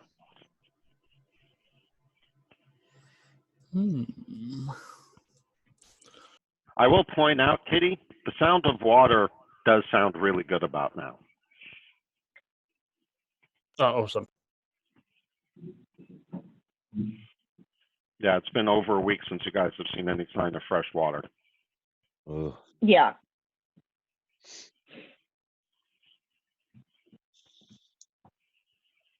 Am I in a position to find Mizram now?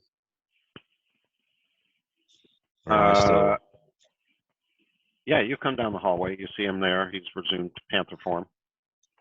Okay. I don't know if he's going to let out a meow or just look at you funny. I don't even know. He can't. I don't know. What's torchlight again?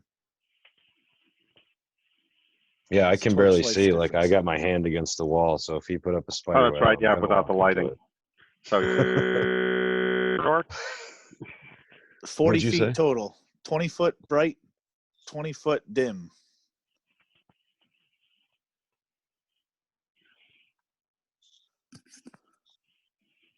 Well, you obviously can at least hear the sound of the water going down through the coming out of there, Mhm. especially in the quiet darkness. So, Kitty- Ms., are you going to stop and engage them at all, or are you just going to walk right past them and go check out your other idea?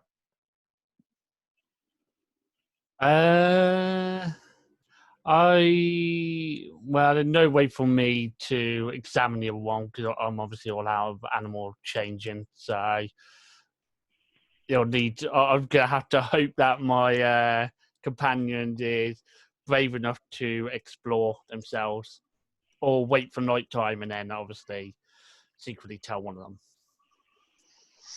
So Redrith was walking out of the room with the table with the handprints on it. Mm-hmm. And on a whim, he turns around and goes back to the table, puts his hands on the handprints, and says Takash Ra, which is Amon Ra's dad, sees if anything happens. Then he'll say Mo Pellar, which is the family, and just sees if anything happens with the other names. Smarty pants. Good ideas. Just to clarify the pronunciations, it is Takoshra or Ray, Takos Ray, and Mopilar. Okay. But no response to either of those phrases. And then he says Osiris. Good try, but still nothing. Okay. Just wanted to see. Yep, good tries. Very good tries. Who was his enemy? Bakar. Bet? Oh. No, Bakar is the land. Do you know how some people normally do? The people who curse you, or you normally have that sometime as the word to trigger a secret door. Because who's going to mention at your gravesite the name of your enemy? That's an interesting reflection.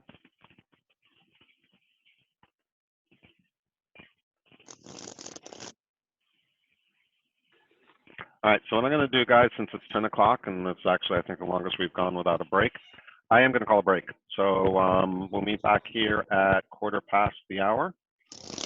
And hopefully by then, you guys will know what you want to try next, explore next, or do next. And I will point out, you are not out of options. Okay. But we just have to think of more options. Yes, this is as you've should have become aware of by now. There's nothing straightforward or conventional about this module. That's okay. We just need to think outside the box more. Okay. Hopefully, it's giving you sufficient puzzles. I am hungry. I will be back. There's lots of puzzles. All right, I will be back. I'm going to put myself on mute so I can make sure I recharge my my microphone before it dies. Do you want to set the return clicker, the check marks?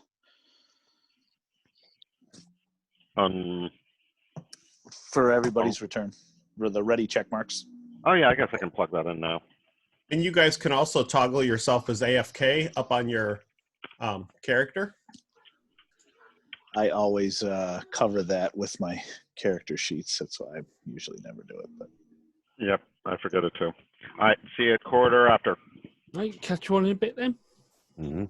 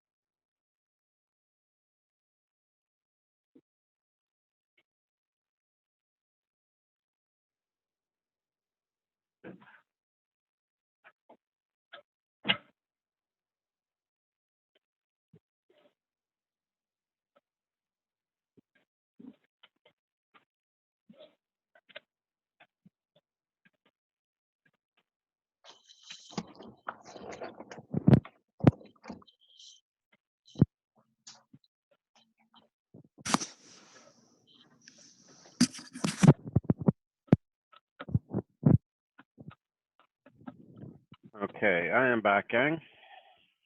Welcome back. Yep.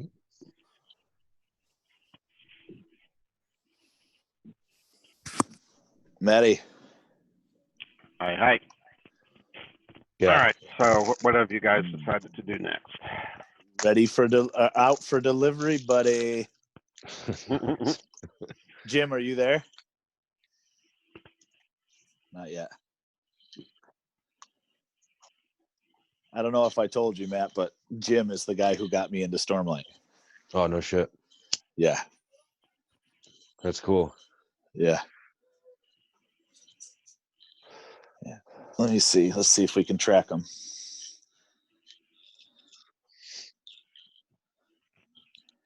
Let's see.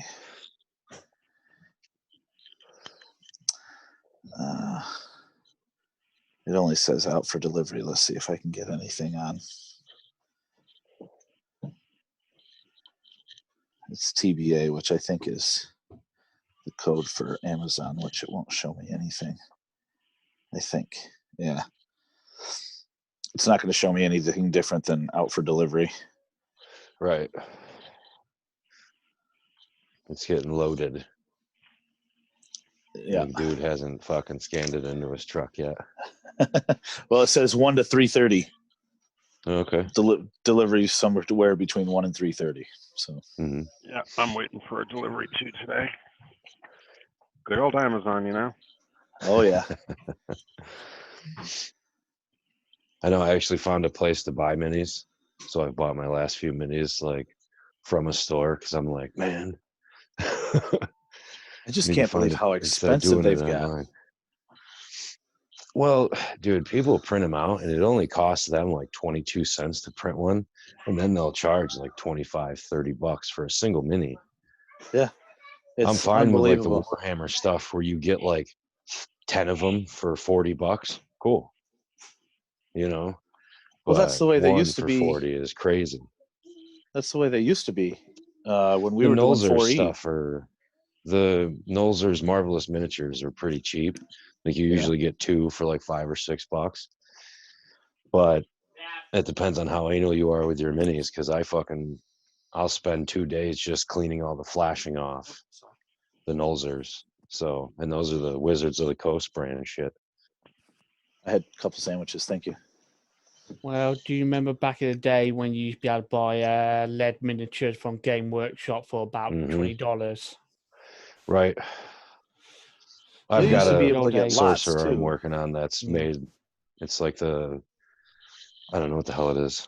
I don't know if it's lead. Might be. But he's metal. Yeah, I think back in the day, the old miniatures used to be made out of lead, and then they ended up replacing them for plastic miniatures, right? Which is weird. Like they're now plastic, and you're paying like up to double to triple the price. Right. Like, they are way more. Some of them are super detailed, but it's still like, yeah. Then you find them on Etsy for like $8, and it's like, it's gonna be a crappy mini. I'm afraid of that one, but I kind of want to see how it comes. Well, Jim will print you some if you can find. The thing is you have to go on Thingiverse or something like that to find the that's not the pattern, but you know what I mean. Yeah, the STL file. I have access to a shitload of files, actually. Okay. That was the only thing John Dunn hooked me up with, was like every file. Like I found every mini I've wanted. And if you're not printing it yourself, they're $30-$40 a pop. And then I'm like, nah. Yeah, ask Jim, because he said he told me once if I bought him the liquid for his machine, because he has a liquid machine instead of the ribbon machine. Right. He said, just let him know what I want printed. So we'll just have to ask him when he gets back if he's willing to print you any of the good ones, the big ones or whatever. No, they're not even that big. They're all, you know what I mean? What is it, 25 millimeter, 28 millimeter? Standard. Yeah. I've been painting this wizard for like 2 weeks, though. I'm trying to do I it forgot better to than the share- rest of them, but I forgot to share an image to you guys, or maybe I got it from one of you guys.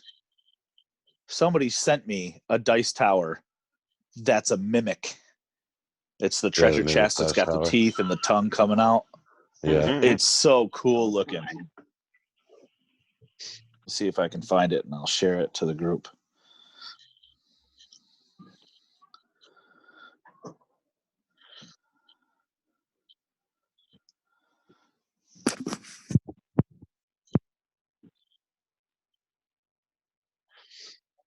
Yeah, I haven't had much time for my minis with work and shit. Yeah. I'm looking at my pile. Geez, looking at it in Google search, there's actually a bunch of different types of Oh yeah, mimic dude. dice towers. Those are pretty cool. Yeah. All right, so who are we still waiting for? Jim, I think. Jim, yeah. Jim and Alex? I know. Jim and Alex Alex, is yeah. here. I'm here. Oh, This yeah, is she's here.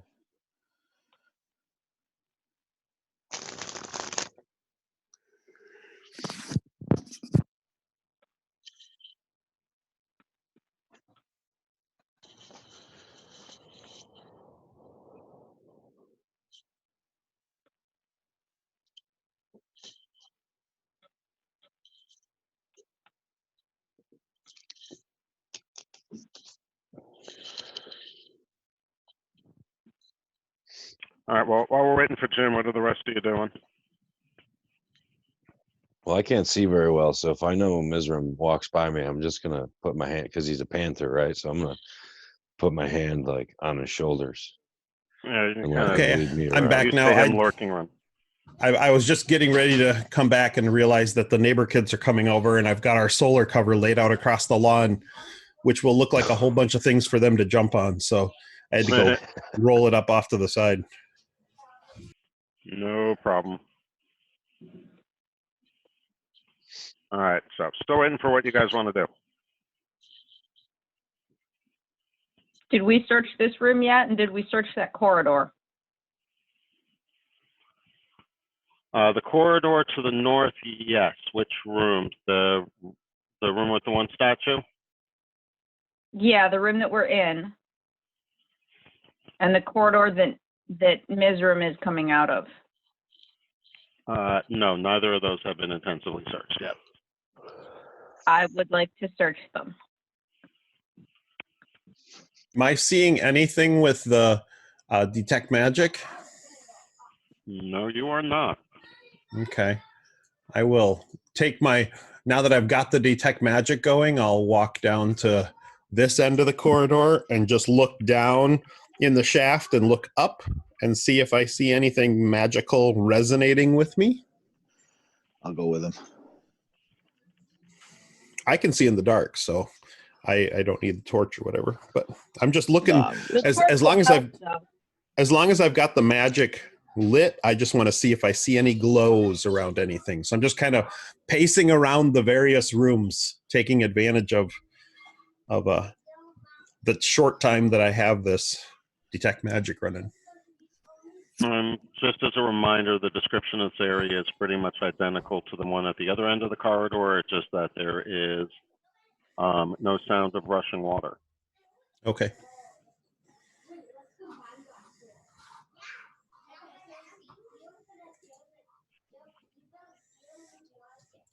And as a side note, because I'm running detect magic, which is concentration, I can't light up the orbs. So it's one or the other there. I'm good. I got my torch. Okay.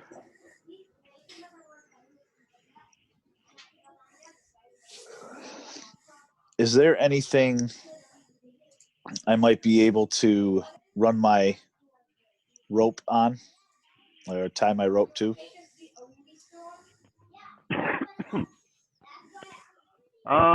The archway is ornate enough that there might be a stone tab or two that you could secure it to, but I wouldn't guarantee that it would hold. There's a chance it might give. You're probably better off just relying on your companions to secure it. Okay. Come give me a hand, bro.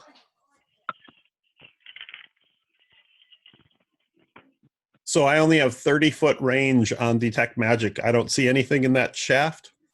No, no, no, you do not. Okay.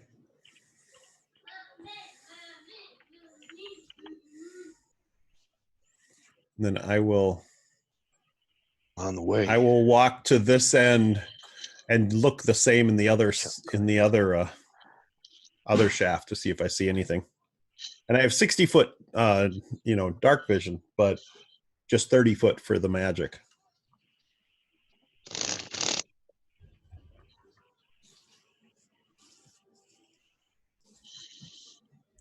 I'm thinking of rappelling down the tube to see if I can see down here farther. Okay. So Varric's going to hold the rope and Pig's going to go down, correct? Yep. Yeah. I'm going to have Varric hold a pivot point or hold the end of the rope, but I'm going to use some of the stonework as a pivot point. So that way he doesn't have to hold the brunt of the weight. Gotcha.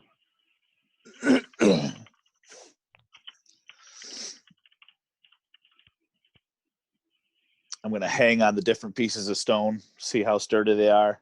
See if How long is make a check? How long is the rope that you got? 50 feet. And what are you using for light? I have my torch. Okay, so you're holding the torch in one hand as you're descending the rope? In his teeth. I'm thinking. Yeah, I can.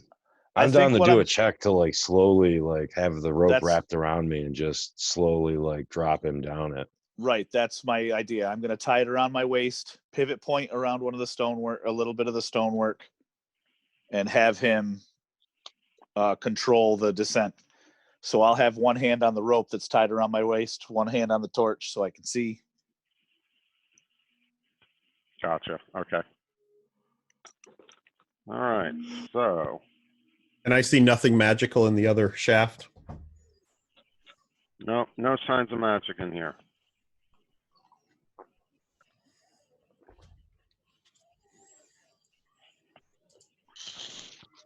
All right. So, I'm sorry. How long is the rope again? 50 feet. Okay. So you I only just plan on going about probably 20. I don't know. We'll see. Well, you go down about 10, 20, 30 feet. The other waterway. Let's see. Yeah, I guess you wouldn't know what Mizram has found yet on the other side, really. Well, I know Like that that. there's from previous trips, there's sound coming from one, but not from the other. Right.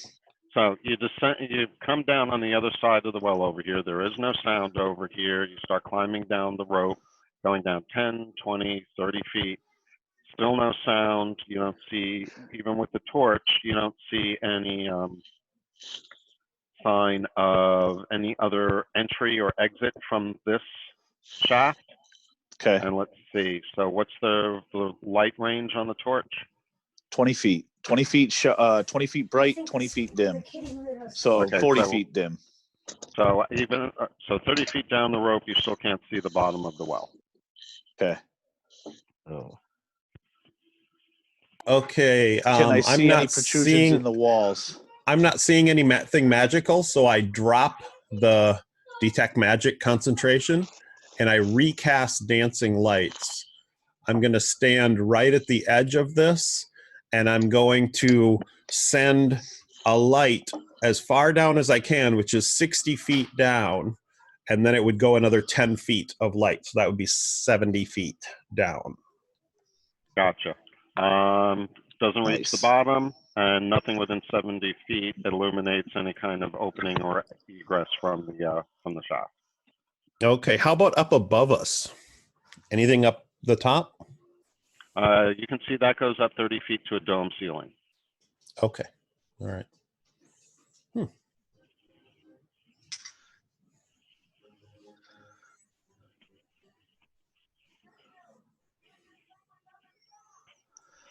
So 70 feet down, there's still nothing.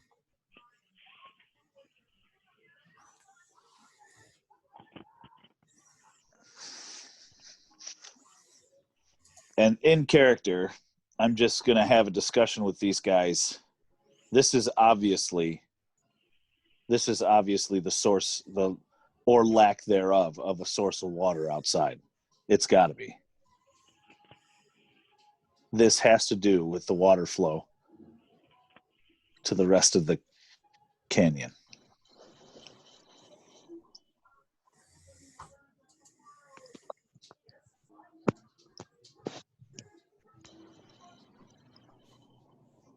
Crickets? Agreed. Yeah, No, agreed. crickets. It usually does help when the party, concurs with a conclusion. And I do not have. Oh no, I do have. I have 50 feet of rope. We could tie them together if you wanted to. Tie it Okay. onto the other end, and I'll keep lowering them down. Let me see. Yep. Only because I wanna yeah, keep you some just of keep the- hanging onto that torch because my lights don't go down that far. So Keith, I'm going to do a survivalist check on the on my knot tying skills. no, we're Okay. tying it up here. We're tying it up here, not you. I know, but have you ever tied a knot and wondered if it was going to be strong enough to hold you?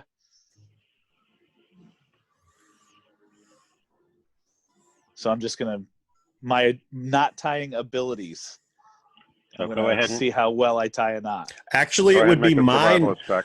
Actually, it would probably be my knot tying abilities because you're hanging halfway down the shaft right now, and so I would be the one tying onto the end of it. I'm the one that's on the end of the rope. I'm going to double check your knot. I'm going to come back up and make sure the knot's good before I'm going back down. Oh. I see too. He's I was like, being yeah, why thorough. wouldn't? Oh, okay. So you use your strength to climb back up the rope, or are you expecting your brother to haul you back up? Probably a combination of both. Okay. Okay. Well, I'm proficient. That's probably true. I'd probably Redreth would probably let you fall, so that's fine. Teamwork, camaraderie. All right. Do we need any checks, or is he just climbing up? Yeah, which would you like? Strength check will be sufficient, On both? especially for you brutes. Unless you're trying to do a trapeze routine or something like that, and land with flourish. Oh, well, I guess I could have done it outside because we were going to know whether we passed right. or failed anyway, right? Yeah, that's one of those obvious ones. But in this case, yeah, you guys have no problem. Feats of strength are kind of our thing, right? Yep. And then I did, so there's a little bit back is my survival check on the knot. Do you want to do one for yourself too, Jim? So For you what? can tie the knot. You can tie the knot, and I'll check over your knot. Oh, hey, Test you're it. the survival person. If you crawled back up, you can tie the knot yourself. I'm not going to do the work. I'm not going to do work I don't have to. Since you're here, But I can throw a fireball if you want. Well, throw a fireball down there. Let's see how far we can see a fireball goes. Right. Exactly.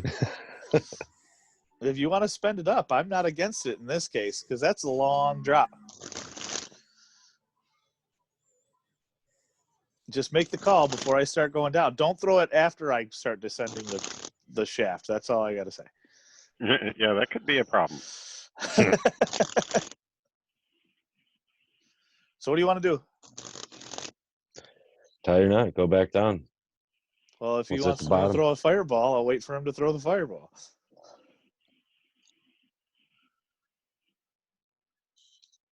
He gone. Are you there, Jim? Oh, sorry. I had someone talking to me on this end, so I missed what you were saying. I said if you're going to throw the fireball, throw it now and not when I'm back in the shaft. Well, what's the fun in that? No, I'm not gonna waste a level 3 spell slot. All right. Get your Are ass you back not, in not the coming hole, through on brother. voice, Alex? She said something She about said she was going AFK. AFK. Oh, okay. She doesn't agree with that well being in disservice, not being associated with the lack of water in the land. She doesn't.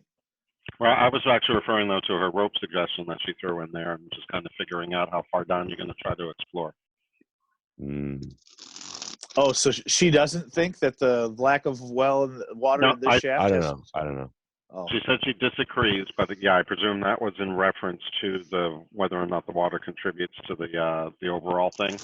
But then Yeah. she just pointed out that she has 110 feet of rope, one end of which will secure itself to whatever she wants. Oh, it's 110 feet. Mm-hmm. Where am I missing this? Is that in her? Discord. Well, Discord so channel. tie that to the end. Now you can go down 200 feet. Yep. And it'll attach itself to the other end. So yeah, let's use that. And then we don't have to worry about it becoming unattached or somebody falling. We'll be using the weight of whatever it's holding itself to. Mm-hmm. So if she's up for that, then I would like to tie her end of the rope to this end of the rope. We'll do that knot tie, and I want to tell it to attach itself to the top of the archway that leads into this shaft.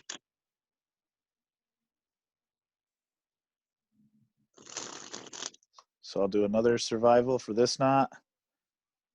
I thought that one didn't have to be knotted. We could just lash it to Only one end. the very end. Okay. So I want the lashable end to tie itself to the archway, so Mm-hmm. that way nobody's got to hold it, and we can Okay. all descend if we want. Word. Yep. I dig it. Okay, so what check do you want me to do from here, Keith? Just a strength all the way down? Yep, that should do.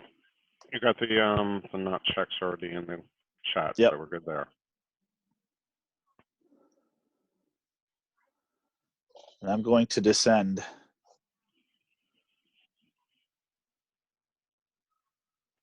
All right, so this time you can go down as far as 200 feet, right? Correct.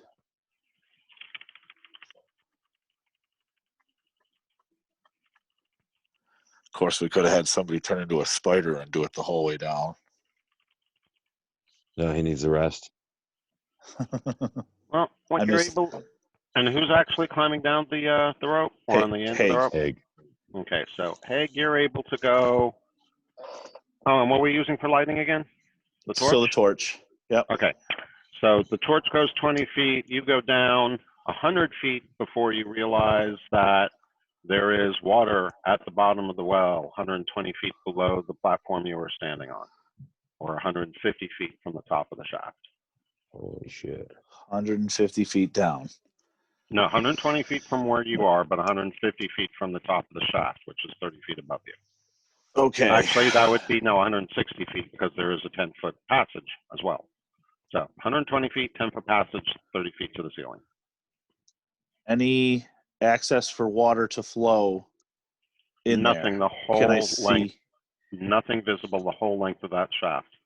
Search the water. I learned that in the Fandelver campaign. I don't have a way to. I don't have a way to. Hey, I found I found a backpack full of I don't know, jewels and fun stuff in the manor in the Fandelver campaign. I'm just saying it's all. Mm-hmm. But the reality of it is that my flame from my torch is going to flicker off the top of the water surface. So I'm not going to be able to see underneath it. And I can't go into the water without losing my torch. Because there's nothing for me to put I could try to loop the torch. I could try to make because my weight's going to keep the torch. No, I don't. Use the force, Luke. Let go.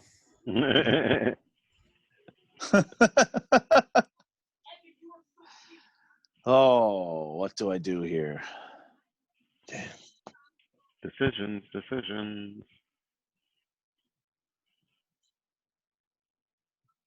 How do you feel about coming down here, Red? Maybe Kitty can turn into a dolphin. There you go. There you go. Kitty, kitty.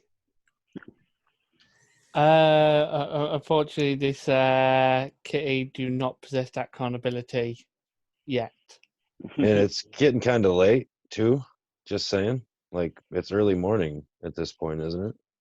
No, it's not. It's only about 8:30 at night, actually. Oh, okay. My bad.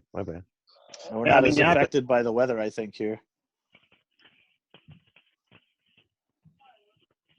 No, because remember, you took a big break just before you came into the temple. So you've spent Right. about a good 2 hours. Let's see. Let me double check here.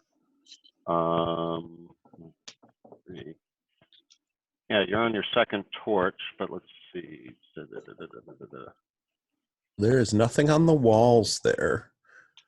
There's got to be another passage somewhere that we're missing. There's got to be. There's got to be. Unless it's in the floors of the shafts, and the shafts go underground and balance their water out somehow. And you've been in the pyramid for about 4 hours now.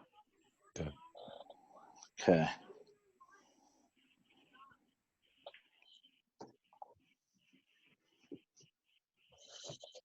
Yeah. So this is 150 feet down.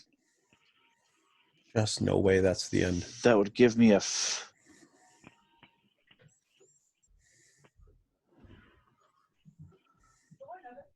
No. We got to think, guys. I need another source of light. With dancing lights, you can put them into the water, and I can go into the water. They can only be 60 feet away from me. That's what I'm saying. You've got to get your ass down here.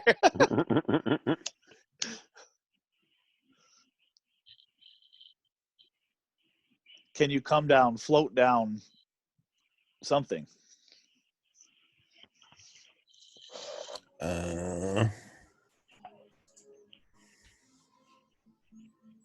If we were to pull the rope up and put something on the bottom of the rope that you could just stand on the edge of the rope, like a piece of metal or a straight length of wood or something that you could stand on, and we could lower you down.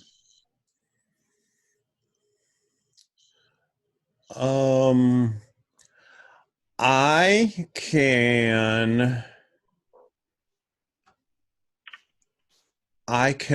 let me just a second. Let me check my inventory.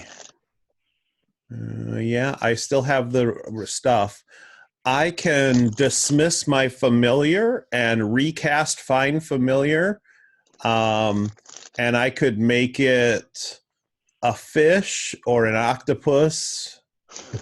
Or a seahorse. I don't think you can just dispose of familiars. Unless they made a big change to that in 5e also. Familiar's supposed to be I think if he just recasts it, he could teleport it to him and then just change its form. Only if it naturally can change its form. Let's see. A familiar is a living creature that you have a spiritual bond with. They're not disposable. Oh, but it says if I cast this spell while you already have a familiar, you instead cause it to adopt a new form. Ooh. That is an exception to 5e then. Okay. So yeah. That's in there. I'll let it stand. Okay, so here's the next question. So if you cast it down, my familiar, let's see. I'm going to see how far I can see through it. Yeah.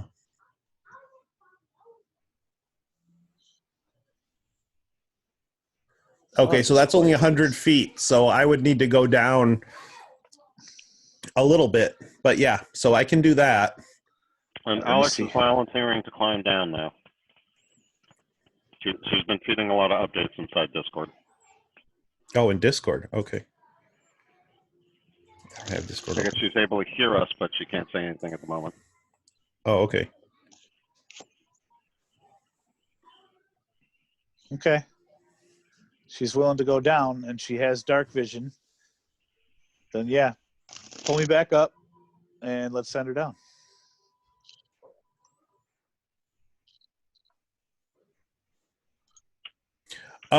Well, yeah, okay. If she wants to climb down, I was just saying I can change my familiar to the fish.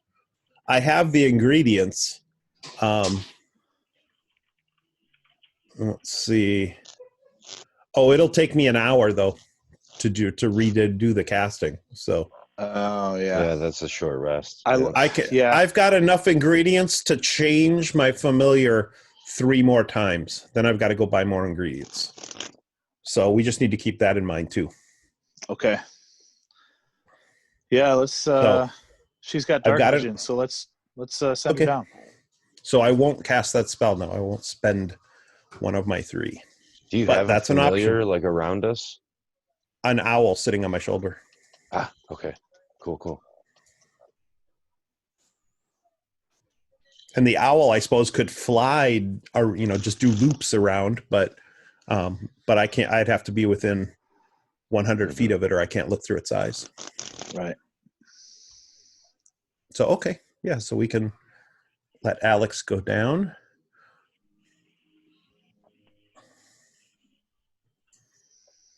Redrith goes back to the central area there and is just trying to think of what we might have missed. Yeah, I'm curious too.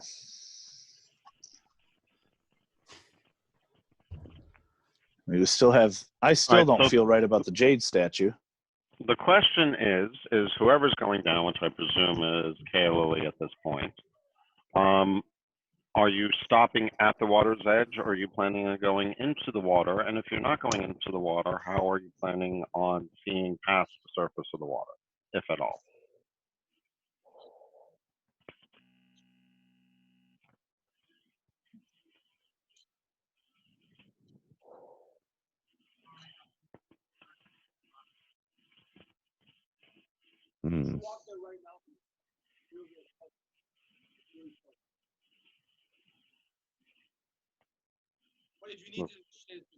Okay, sorry. Hi, Alex. I can talk now. I can talk now. We can hear you. My thought was actually that I would go down and join whoever had a torch, because if the water is clear enough, it will help. Some light is better than no light. Okay. Since we can't seem to get, since we don't seem to have anybody with the light cantrip, so.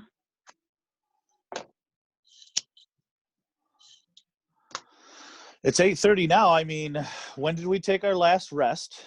Do we want to rest? 4 hours ago. Do we want to give time. somebody?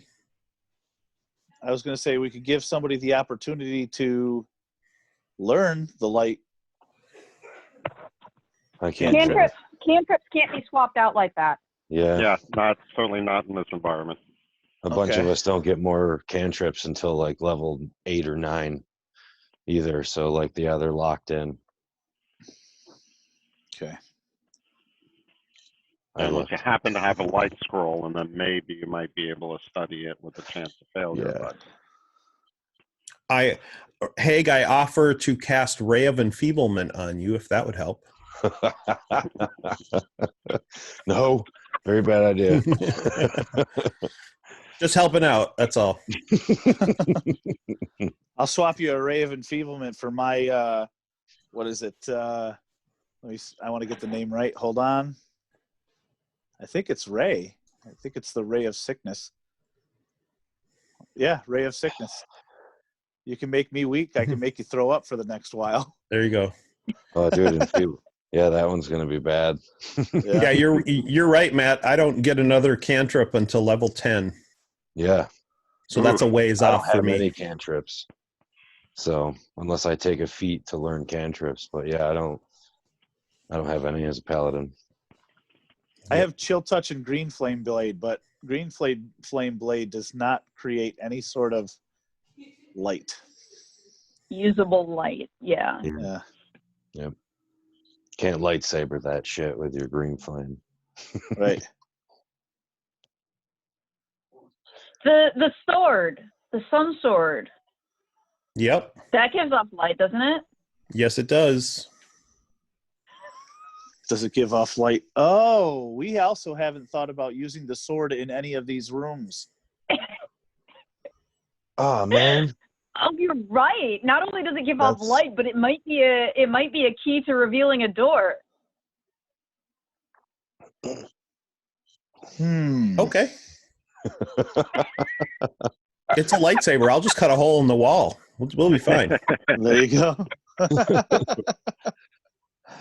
How did we get that again? Yeah, By the yeah. way? The sword, that was my magic item. The sword is luminous blade, emits bright light in a 15-foot radius and dim light for an additional 15 feet. Okay.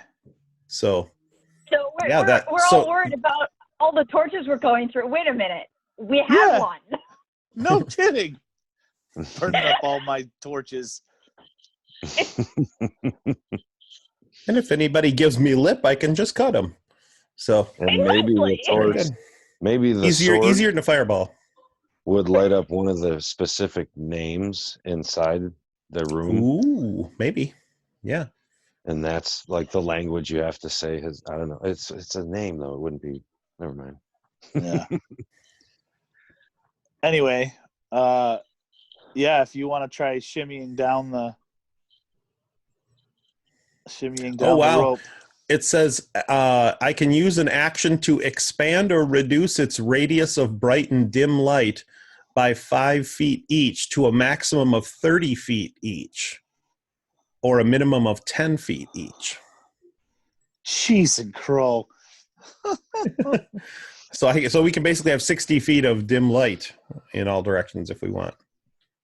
Yeah, that's pretty dope. Yeah, for real. Can I borrow So- your sword? Yeah. So lend us the sword, kind sir. What? I'll go down. We need someone to take the sword down the well. Yep, I'll do it. What's the tensile strength of our rope? If it held you, it'll hold me. Yeah, but they're talking about holding all three of us. I'm coming up. If somebody else is going to go down with a light source that won't be extinguished by the flames or by the water, then I'm perfectly happy to stay up here. There you go. For real. All right, that's it. I'm up. I'm coming up. I was just going to go down so that somebody with dark vision could take a look around, because the only light sources we were thinking of were flames. And flames there you and go. water don't mix. So Oh, I just have to make sure I don't accidentally cut the rope with the sword, and I'll be in good shape. Yep. Okay. So By we were the doing power of strength. Grayskull. Booyah. Okay, so I'll go down the shaft all the way down to the water. Or Caracosa, right, Maddie?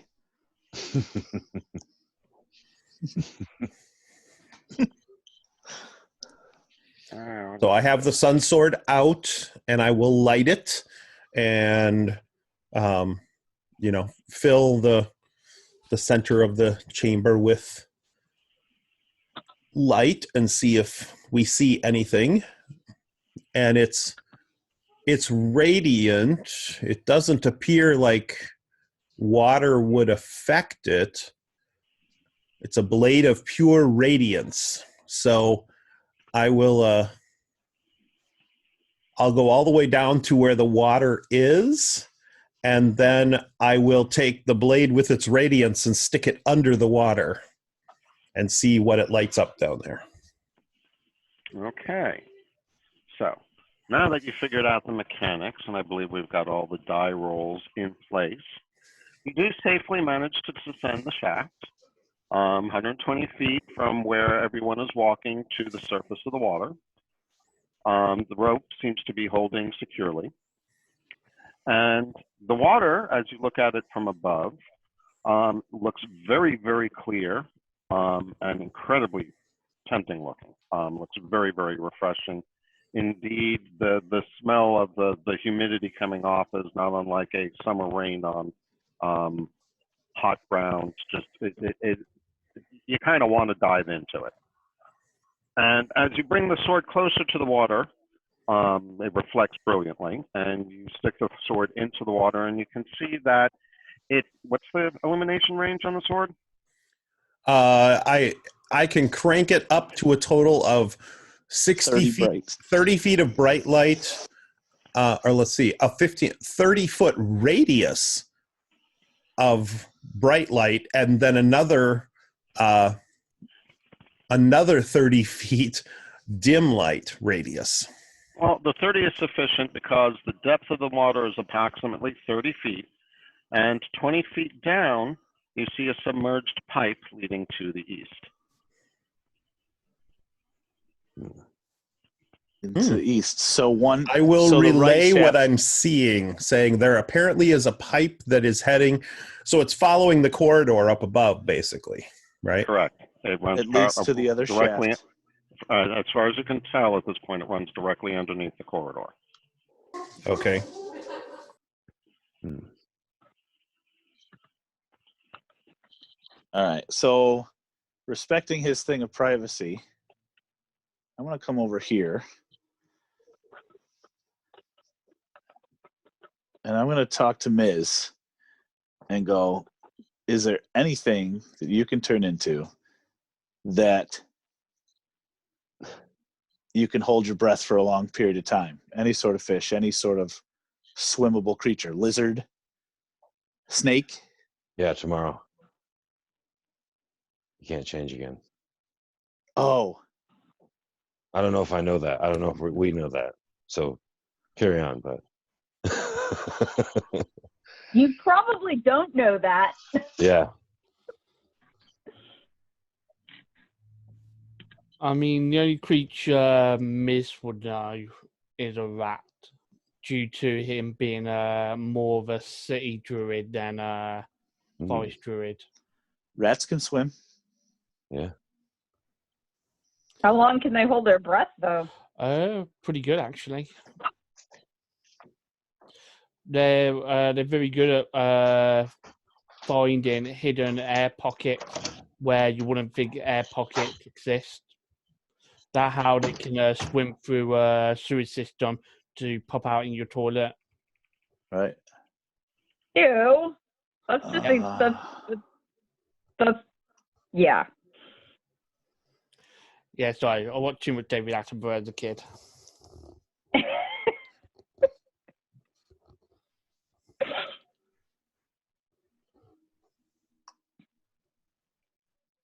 They better not be coming up in mine, though. You want to see if... So I'm all the way down here with the sword. We can see the pipe that's going across. I could do the find familiar thing and create a fish or an octopus and send that in. Now, it's only 100 feet, so from here I could not quite get it all the way to the other shaft. But if I could still see through its eyes most of the way, see if there's anything else down there or something. And it's more than 100 feet down, so you can't walk across the thing and stay connected with it. Correct.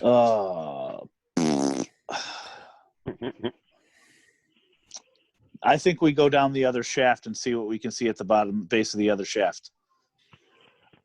Now, it's interesting. The Find Familiar spell says I can communicate with it telepathically. Does that mean it can tell me thoughts? Like I can send it to search it and come back and let me know? Or does it not include that? It doesn't really specifically say. It like basic animal thoughts. So it'll probably be able to relay like there's something down there, but it wouldn't be able to like tell you like exact details. Okay. Well, that's one option. We can also go and do this exact same thing on the other side and see what we see. Those are my thoughts. Mm-hmm.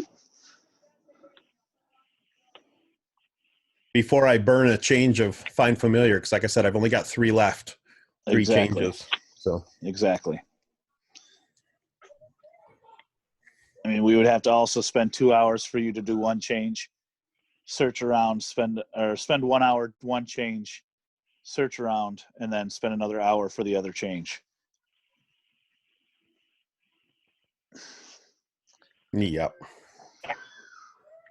And That's the hour casting time is just to use a spell slot. It's an hour and 10 minutes each time if you want to do it as a ritual. Oh, right. But I still need And the components, and I have the Correct. components to do it for 3. So, yeah. Oh, I see. You're saying, well, it's an hour and 10 minutes if I do it as a ritual. Yep. Because the ritual adds 10 minutes to the casting time. Okay.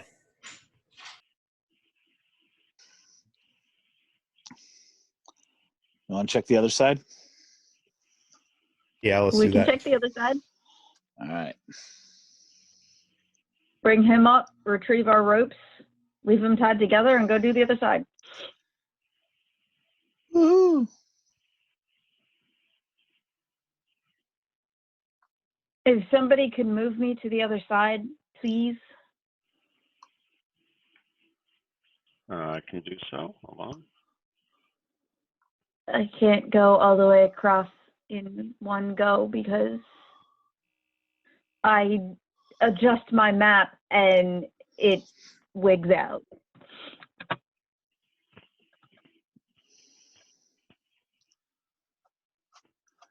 There we go. That's better.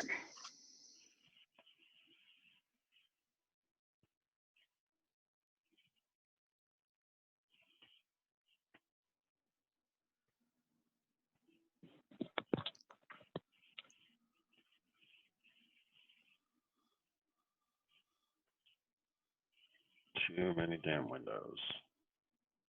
So I light my torch. They let me down near the water. How far down do I go before I hit more water or the bottom or whatever? All right, so hold on. I'm updating notes. So,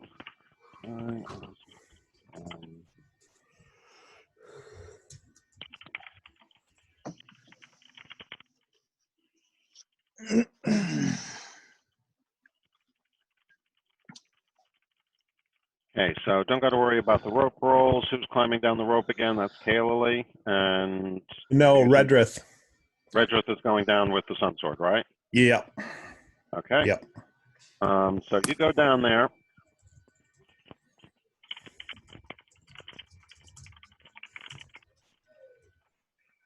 So after 50 feet, you come across the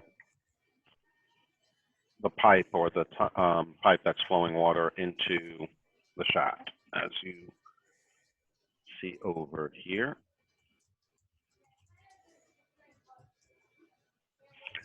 Beyond that, it continues the same 120 feet down to where you find the water gushing into the well there.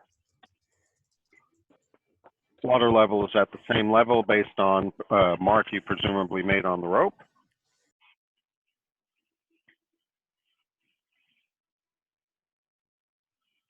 And I'm losing audio on my Bluetooth, unfortunately. Shoot. Oh, no. Are you guys still hearing me? Yeah, you're good. Yep. Okay. Yeah, we can hear you fine. Okay, good. At least I'm coming through that way. Freaking weird. The way I'm jerry-rigging stuff right now, I will apologize in advance if you guys wind up getting some feedback. It might happen. I hope not, but it might. All right. So, are you all the way down at the surface of the water?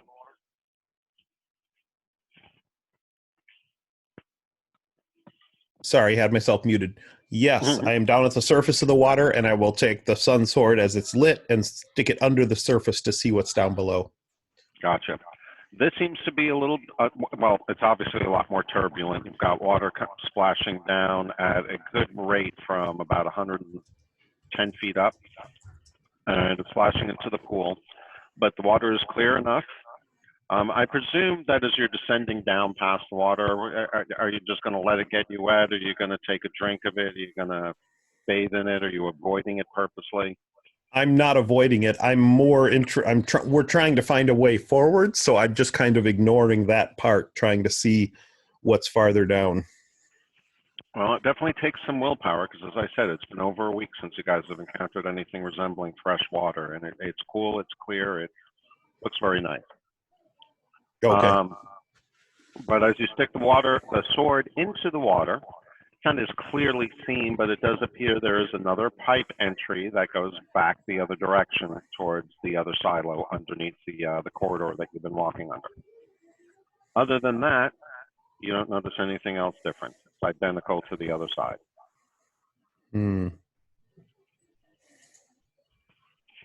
Now, the pipe, I should point out, is 10 foot wide and would be easy enough for you guys to go into without water flowing through it. With water flowing through it, doesn't look like it's realistic, but I don't want you to ignore it. I will, okay. I don't want you to think I'm trying to get you to ignore it. I kind of shrug a bit at the fact that I relay that it's the same thing, another shaft, going west this time.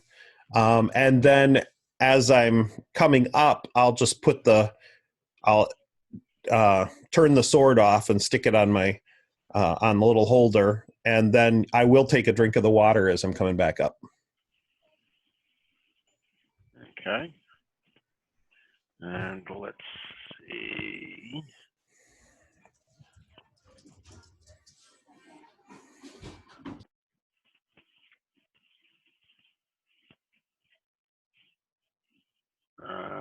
Okay, the water is very, very refreshing, for starters. And you feel like it revitalizes you. And needless to say, it tastes very good. Okay. Do you relay that to the rest of us? I'll say, does anybody want me to refill a canteen or something like that? Since I'm already wet. How far down is the water from like the edge? Like how many? 120 feet. Mm. And a reminder, you have gone through about half of your water supply since you left Bralazar.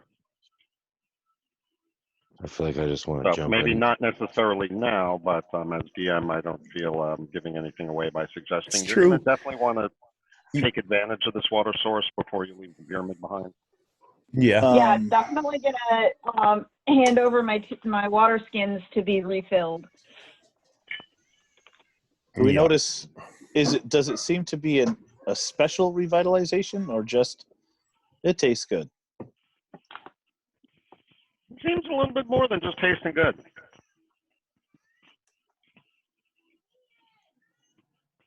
Guys, I say we dump out our current water source and fill up on all of this. Yeah, for real. Yeah, that makes sense. I say we jump in. Just remember that what we have with us is just the water skins we're carrying.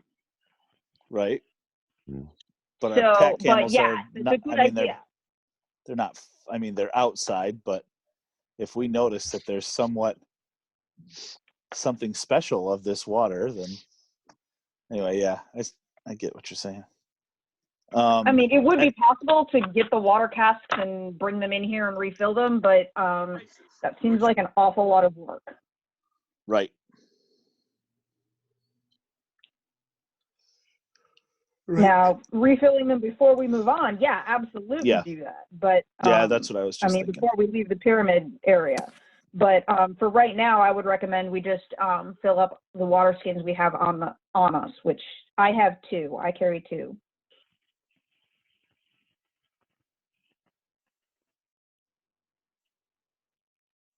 Okay, with the water refreshing me a little bit, I say I think it might be worth the effort to recast Find Familiar and have an exploration of the pipe and where it goes. See how far I can get from each side. Unless somebody else can figure out a better way to explore those pipes.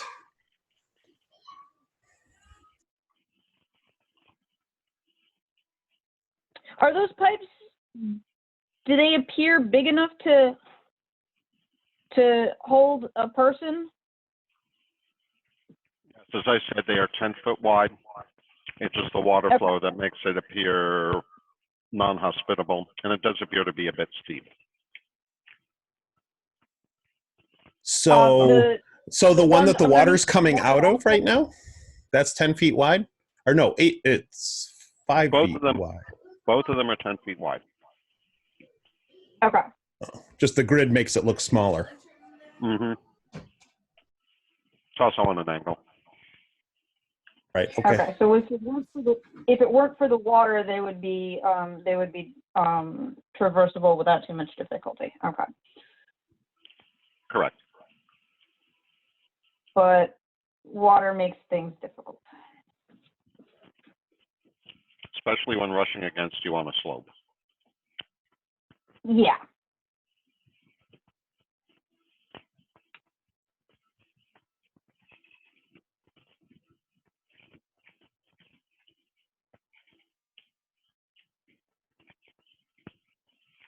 Does the water fill that whole? The water, the tube that it's falling out of, does it fill, like completely fill it? Read your chat box. Ah, there we go. I was just sharing that as you asked me. Okay. So yeah, about knee deep, a little less. Okay. So send the owl up that one.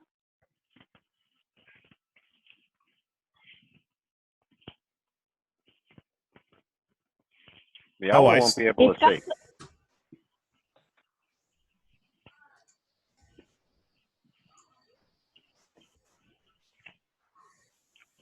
Oh, I see. So the owl. The owl has dark vision, so we'll be able to see a little.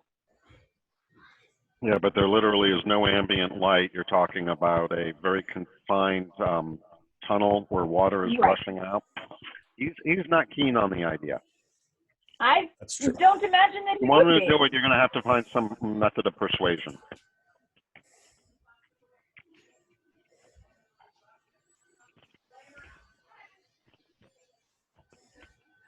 Okay. A rat could swim up water.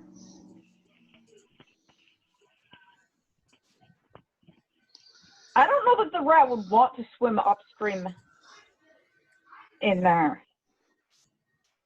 18 inches of water, that might be a bit of a challenge.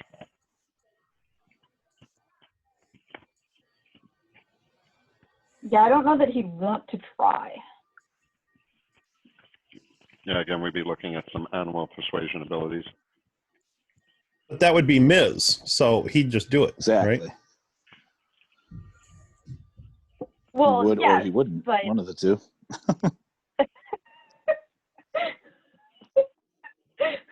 I'm still not entirely certain what the role of the cat is in this group. Neither are the rest of us at this point. I'm just your regular friendly house cat. Meow. Meow. You wanted to play a druid and got stuck in a desert. What do you expect from him?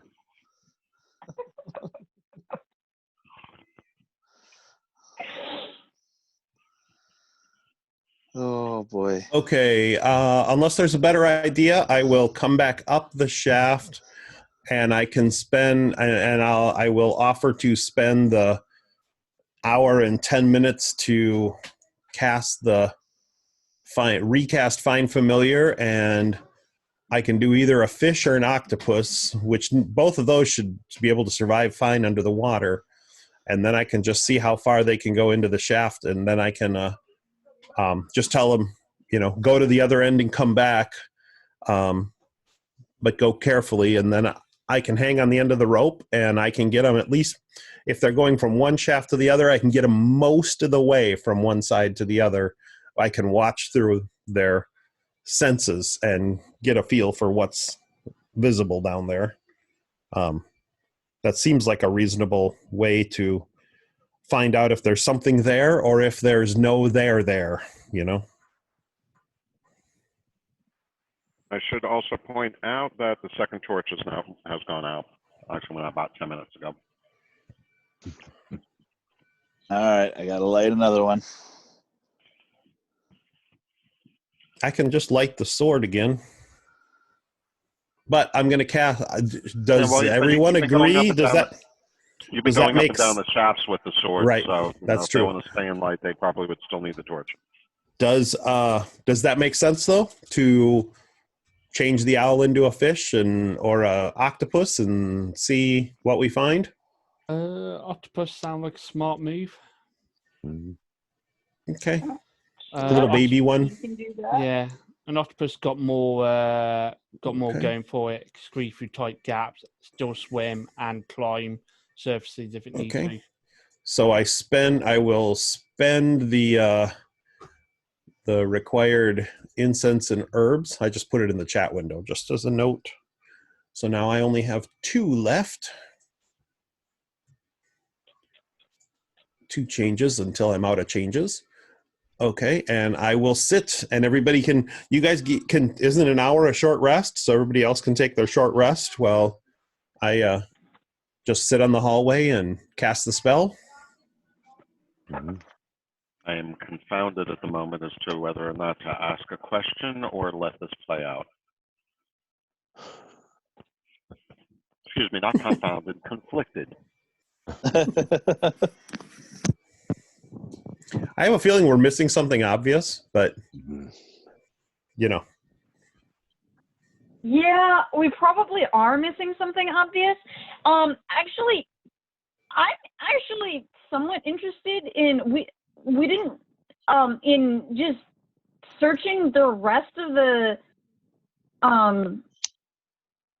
because we didn't search all the rooms yet. And we didn't search the rooms with the sword out.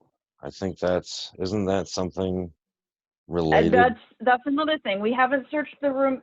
We haven't used the sword yet either to see if that does anything. Something.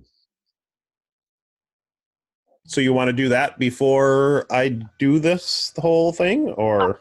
I would suggest doing that because you have limited supplies for that for your spell. Okay. So I would recommend we do our searching first. We may end up coming back to that, but I would be more interested in searching and seeing with the sword out and illuminated.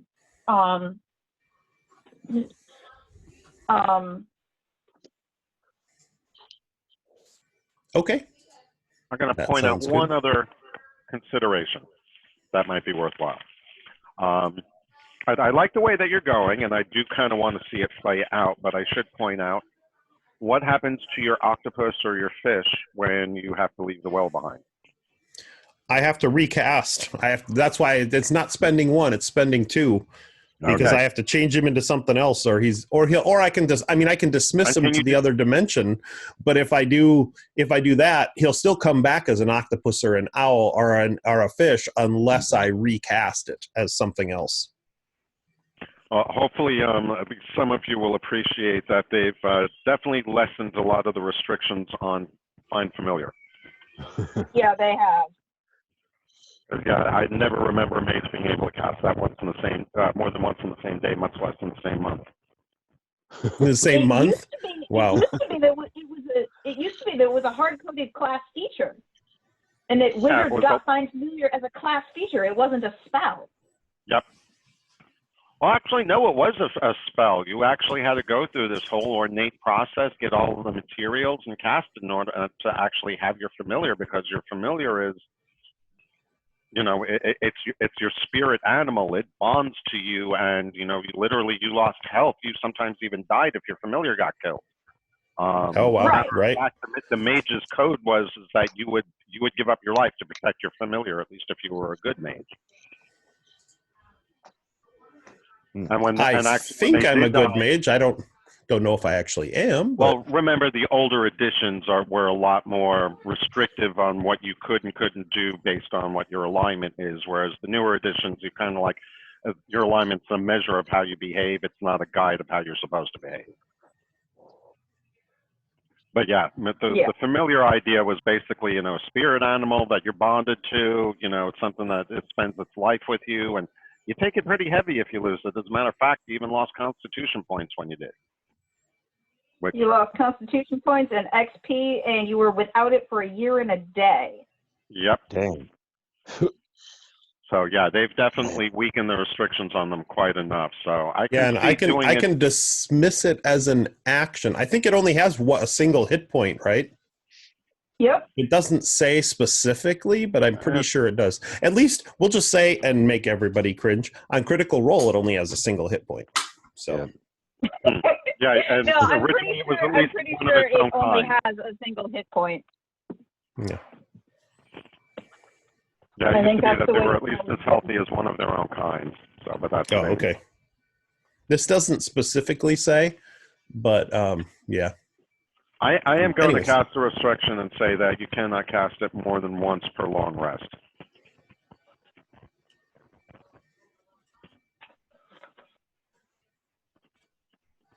And actually, that is something that should be required to be cast as a ritual also. It is a ritual. I know it can be cast as a ritual. It doesn't have to be cast as a ritual. Oh, I see. Okay. It does say ritual, but yeah. Yeah, they don't distinguish on that. They just give you the option so you can. And it takes an hour anyways. Even if you cast it as a spell, the casting time is an hour. So. Yeah. That sounds pretty ritualistic to me, doesn't it? Yeah. All right. So what's the plan of action then, team? So pull out. So wait on that and pull out the sun sword and walk around with it. That's why I've got the big old. This is the 30 foot of bright light, and it's actually another 30 feet of dim light. But I will. We'll just go back in here and see what we see as we walk through.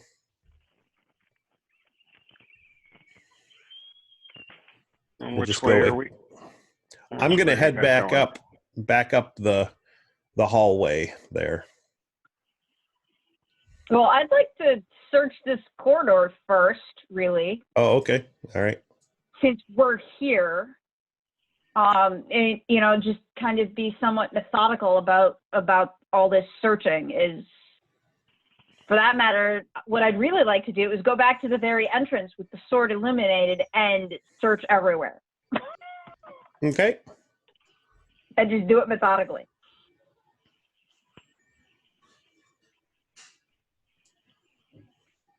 I'm looking back at the map, at different pieces of the map.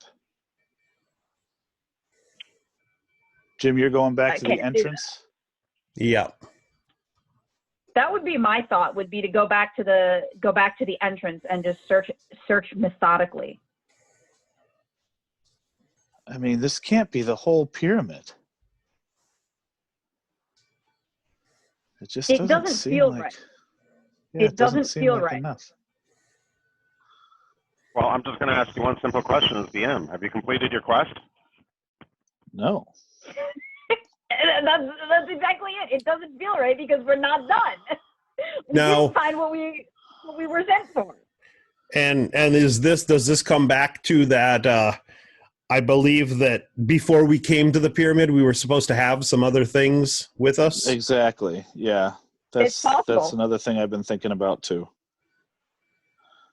But we'll see what does the sun sword reveal anything as And I'm back at the entrance. I will once again say you have not explored all your options. There's this. What about this? The room. You haven't even taken into account all of your clues. Oh boy.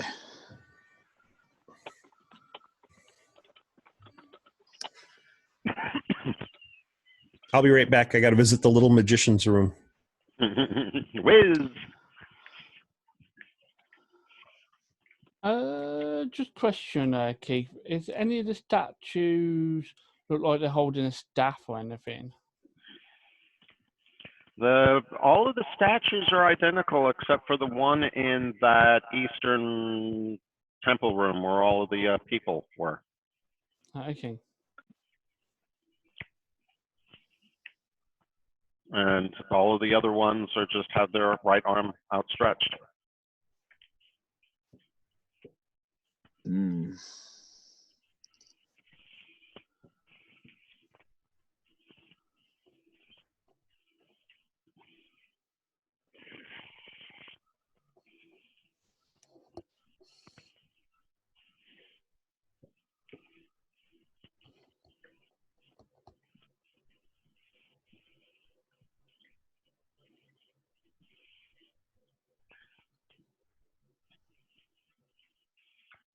All right, so I see Red Dress hanging out back at the main entrance. Yeah. And I was gonna come with and search. All right, so I'm going to not going all the way around. But yeah, that area continues to be empty, that main entryway. And you're walking around with the sword. Nothing unusual happens, but it does present a rather brilliant light in the chamber. It seems to reflect rather brilliantly off of the columns and different faces. It seems like it was meant to be used to light up this area. But you don't see anything magical or unusual. You don't see it triggering anything. Did we No, check out the east room next? It's been several hours. They might be done with their service.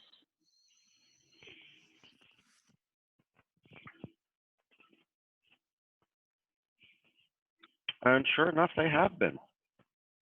Shall I move you on over there? Yes, please.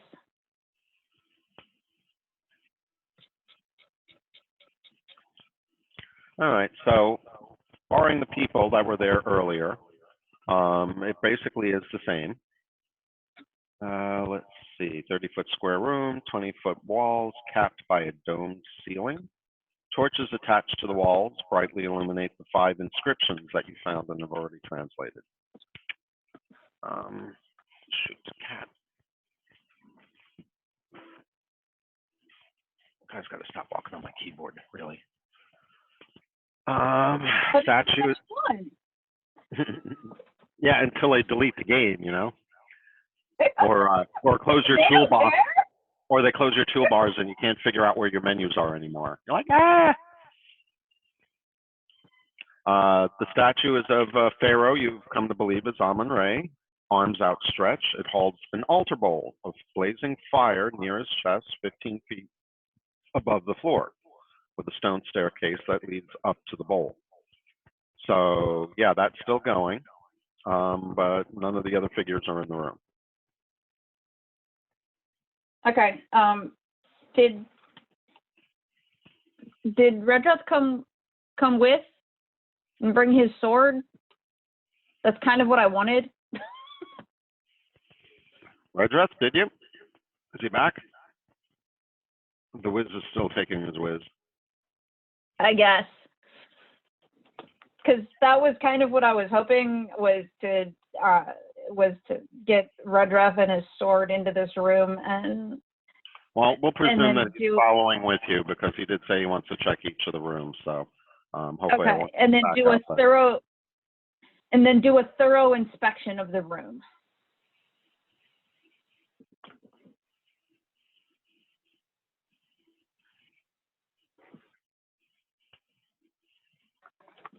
All right, so we got you both in there.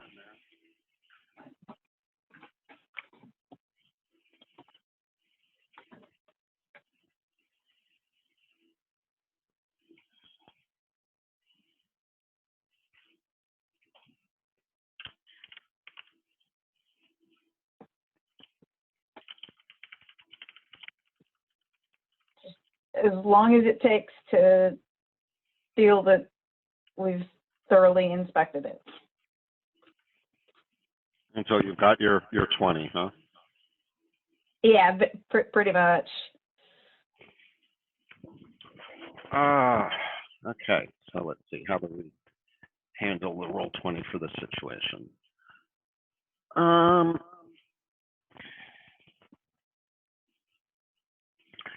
We're going to say that after about a half hour, maybe a little bit more, you're convinced that there's no hidden entries or exits from this room, no secret doors that you can find.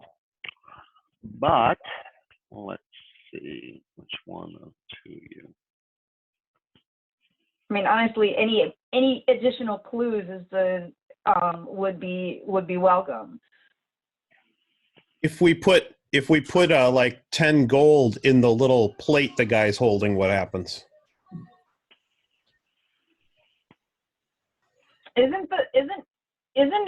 Doesn't his bowl have a fire in it? Yes. Kelly. Oh, good Lord.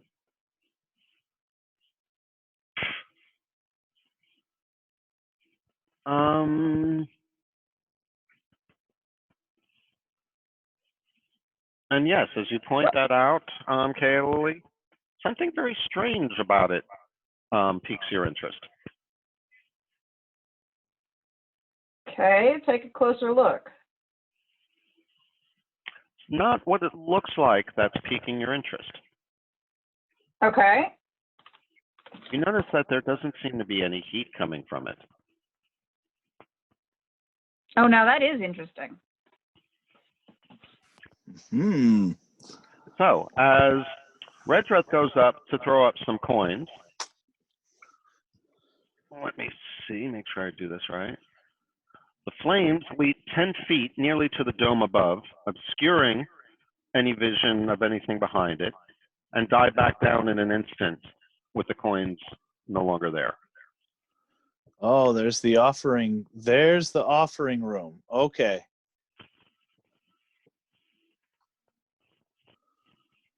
Interesting.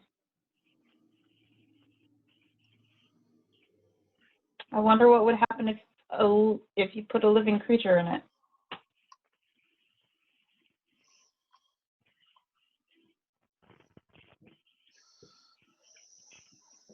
There's something strange going on here. And the sword doesn't reveal anything special or anything like that? Nope, not after a half hour of searching the room. The only thing you find unusual is the heatless flame coming from the bowl.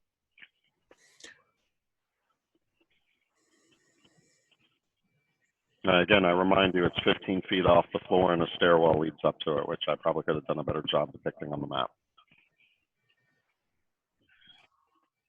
Oh, the guy up here? Yeah, that statue is much taller than the other ones. Okay. The What if other I ones stand about 10 to 12 feet tall. This one is holding a bowl that's 15 feet off the floor.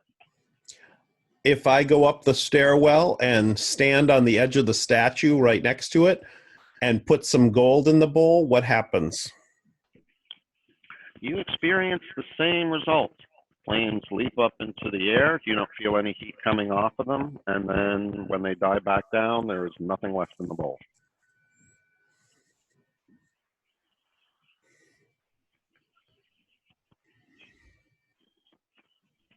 Stand down.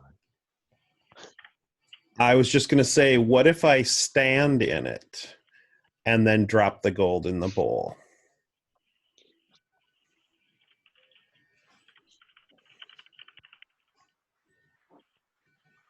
I'm going to die.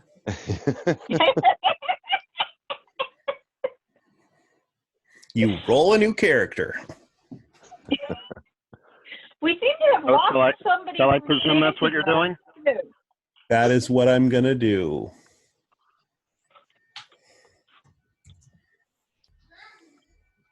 Okay. Okay. Redruth, right? Yep. As soon as Redrith is completely inside the offering bowl, the flames surge up, blocking them from sight. When the flames die down, immediately thereafter, the bowl is empty, save for the flames. Redrith has vanished. What the fuck? Excuse me. Oh crap, oh crap, oh crap, oh crap. What? Okay, that's quite disconcerting. Yeah. Did everybody else follow us Yes. into this room? I would have. Okay. I just haven't moved my. Sorry. So this room relates to the inscriptions. This is the offering room and the whatchamacallits. The priests. This is the room where the priests, the offerings were not originally disappearing, and then they started disappearing, and it started to tick the priests off. Okay. What's the significance of the other room again? Do you remember? It was just another offering room. Redrith It had a just disappeared. I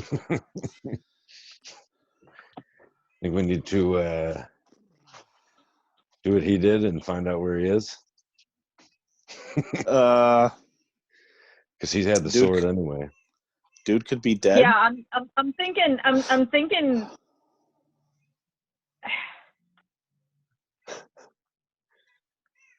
we should probably follow him. My issue is we might or might not be able to get back out.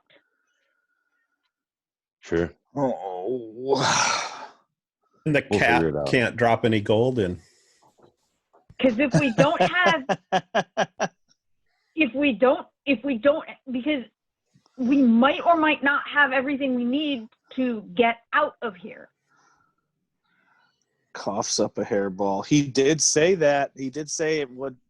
Once we went in, we might not be able to get out. Yep. Oh man. I don't like the idea of just abandoning a party member. But at the same time, but this is also totally this is totally within Redrith's his researcher background and just puzzling things over. I wonder what happens if I do this. Boom. Oh crap. And there you go. Yeah. Yeah, we might not be able to get back out, and I don't like the idea of not being able to get back out, but at the same time, I refuse to abandon a party member. Well, just look at it from this angle. What the best way to hide your riches? Yeah. I say we go in. We'll sort it out later. You could be sitting in a vault of money, or we know. Yeah.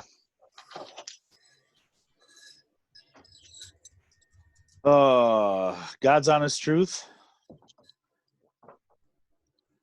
There are two things that are sitting. I want to swim in the water, or there's two things that are bothering me. The pipe. I want to investigate the pipe and why the water's not working, and that jade statue. Those are the only things that sit with me. How many torches you got left? 6, 5 now. I'm burning the 6th. Okay, the water. The water's not flowing through the land because of this curse. My thought is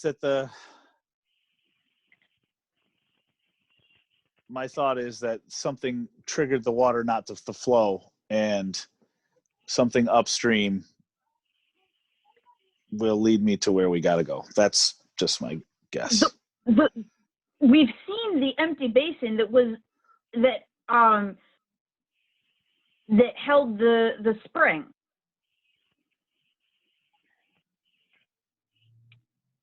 We've seen the empty basin. But the flow into the basins.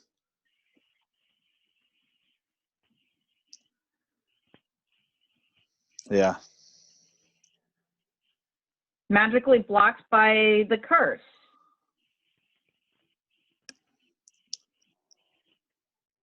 If everything was magically blocked, why does it have to have mechanical statues? I mean, if they can magically block the water. Because the pyramid was built by men. The land was cursed with the power of the gods, but the pyramid itself was built by men. Before the curse. Well, my thoughts are both of them are risky. I may be able to swim in the water, but barely be able to see. But I don't know how I feel about jumping into a flame where I disappear. You don't know what happens once you step in that flame. Yeah.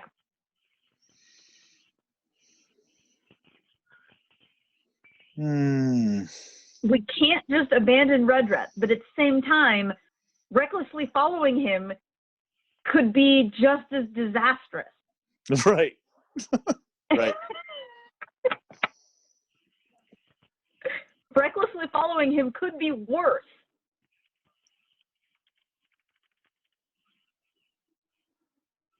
All right. Because I know where the pipe leads.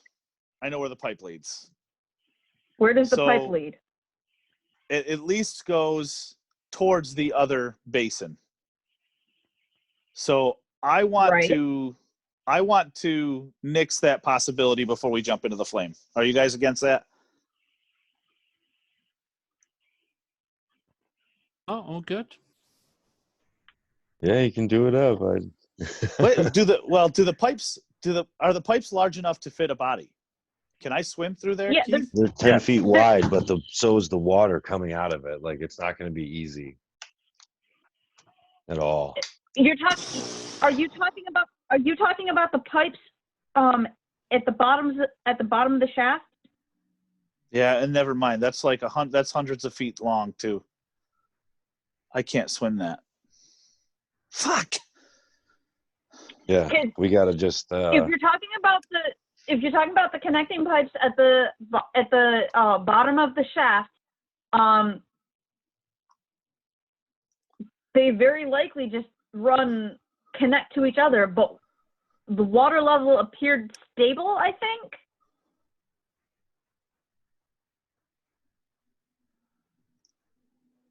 You ever play those games where you have to figure out the water flow? Mm-hmm. You know what I mean? The ones on Facebook.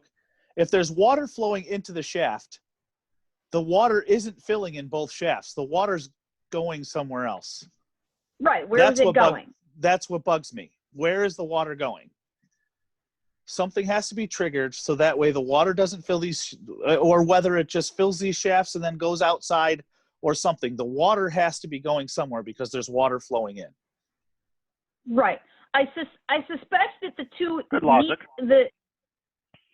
I suspect that the two shafts, the pipe connecting them, or the pipes leading from the shafts underneath the corridor, I suspect they connect somewhere. I just don't know where else they go. So water's got to be moving. And where's the water coming from, for that matter? Maybe it's just a closed cycle.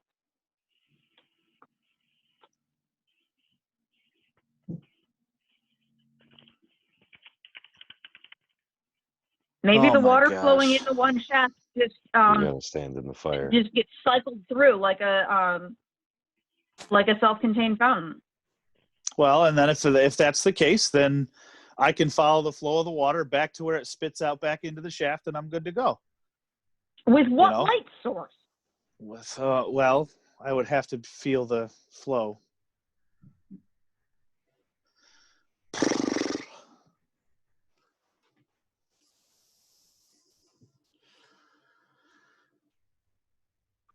Why does this thing have to be so dumb?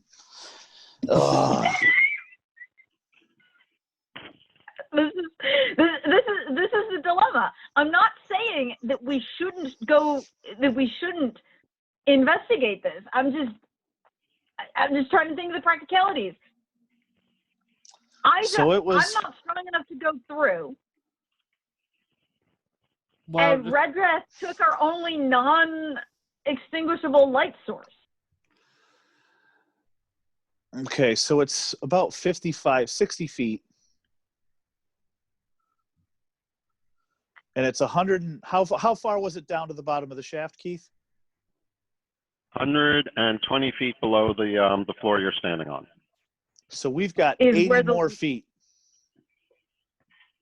That was the surface of the water, right?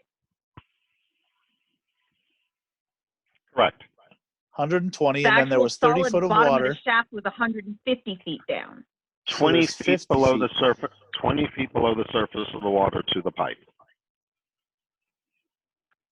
Okay, so okay. So basically, yeah, you need 150 feet of rope to get from the floor you're standing on to the edge of the pipe that you believe traverses the two shafts.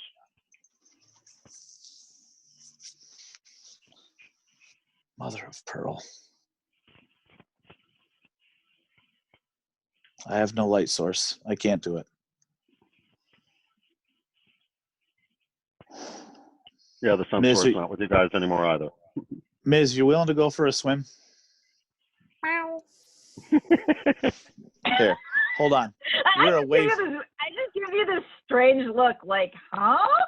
He does it so well, though. I mean, we know very well he's not going to do anything other than a meow, but you know exactly what he's telling you in that meow. He's good at it. So we're alone from everybody else. He's in the other room if I go towards Miz. So I'll ask him, you want to go for a swim real quick? I just basically lift my paw up and then just give you the cat thumbs up. I'm following you guys. All right. Because I don't want to be. I really don't want to get separated anymore. Just to let you know, I didn't follow you or the wizard. So whatever happened in there, Miss do not even know about it unless you tell us. Yeah, so you're nowhere around. I mean, worst case scenario, you swim back to the other shaft, you come back, you take a bite onto the rope, we pull you back up. Best case scenario, there's some cool shit down there. Wow. I'm just watching this whole thing, just completely baffled. This makes no sense to me. Probably your mouth slightly agape, like, what the? It's the only place we haven't looked yet. It's the only place. We haven't looked underneath. And it's bugging me. Anyway, sorry. Yeah. Maybe I'm just a pain in the butt, and then if I'm wrong, then I will keep my mouth shut next time.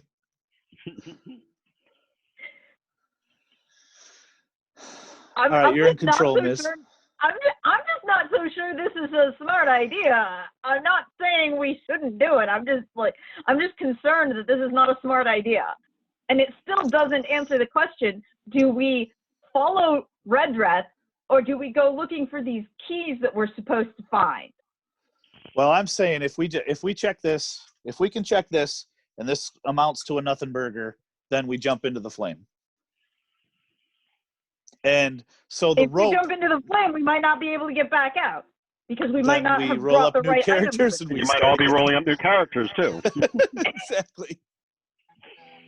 But so the rope should go just about to the center. If Miz finds himself in a hairy situation, the rope should, if it's following water flow, would go down the tube on this side and almost to the center of where the statue is underneath. So he can get halfway underneath us and still be safe, or semi-safe if he can grab onto the rope. I've got this mental image now of me doing this Tom Cruise scene from Mission Impossible 1 in panther form. How much rope do we actually have? 200 feet. Got 100 from you, 50 from me, 50 from Red.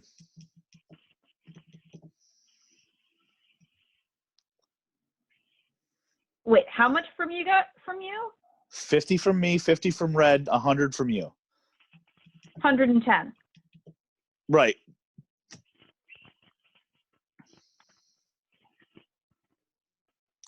It's 150 to the Wait. base of the silo, and then from what I measured, it's 60 from the center of the pipe to the statue. So we didn't all have rope. No. One of the brothers didn't bother to bring any rope. According to That's his correct. inventory. Lovely.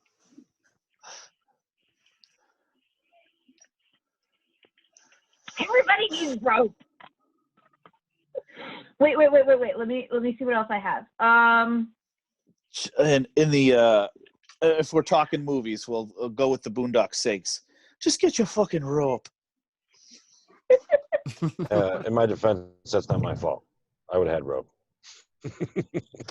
I think he took a dungeoneering kit instead of an adventurer's kit. Something.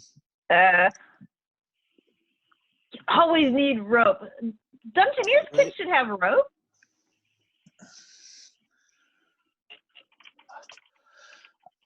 I don't remember if that's exactly what he did, but I want to say he took a different kit. And you can always buy rope. True.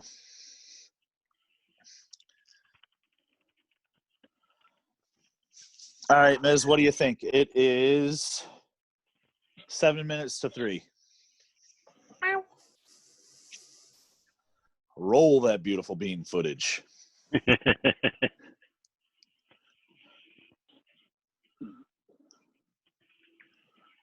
All right. So is he jumping in or are we lowering him in? Oh, yeah, that's a big fall. They did say they're going to tie the rope around me and lower me down. Okay, I missed that then. All right. So kitty on a rope. Kitty on a rope. And I just had 3 of my cats look at me very strangely. Like, what you talking about there, Willis? Kitty taking a bath. More than likely, yeah. Actually, I don't think panthers just like water that much. I know tigers don't. Tigers will hop in the water. Generally don't. For some reason, the house cats do, but the big cats generally don't. They actually enjoy water. I don't think that's true with all of them. I know jags are having put on water, and that what panthers basically like just a weird colour. I think that's true with the jungle cats, but not true with the savanna cats. Yeah, that makes sense. I mean, when do they get to see water? Yeah, exactly. So they're not used to it. But they still know to go near it because that's what draws all the other animals. But I've got the answer. I've got Jim's number. I'll just text him and see what he sees. So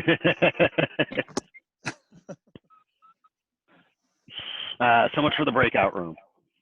Yeah. Oh, did you cast him into a breakout room? I see nothing. Hey, he's still in here with us. I was just joking that I could have used that, though. Yeah. Bye, Jim. Click. You have disappeared. All right, so kitty in the water. I don't think any rolls are necessary. We're still using the same length of rope. Knots are all intact. Kitty is, how much does kitty weigh? Oh, that is I don't think there's any weight option. Let me just get the monster manual, see if there's any weight for the cat in there. Let me make a suggestion, too. You should bite onto the end of the rope, not tie to the end of the rope, in case you need to let go or unattach yourself for any reason.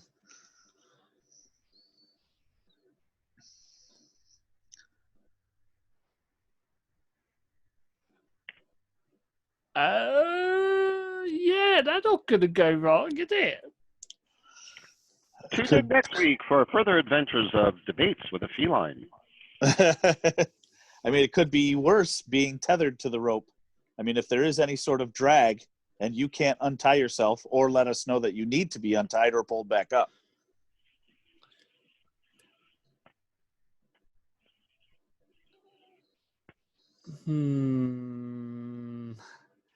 Yeah, so I'm just trying to realise that I could be in some serious trouble for multiple reasons here.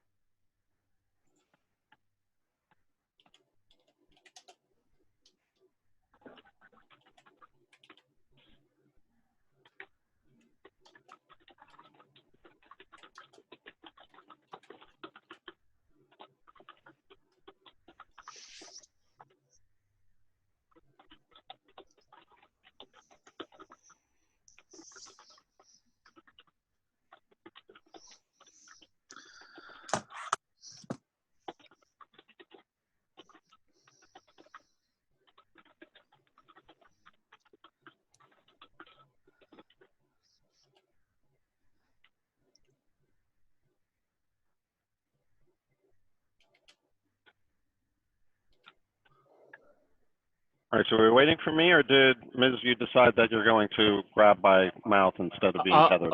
Yeah, I'll grab by mouth. Got a feeling it's gonna go not as well as I like. Okay, so they lower you down the 120 feet. It's uneventful. Needless to say, once you pass the 50 feet marker, you start getting wet by the water coming down the shaft. Not that it matters because you're going into the water anyway. Once you're in the water, you can clearly see the 10-foot wide tube that extends to the west towards the other silo. It's fully submerged.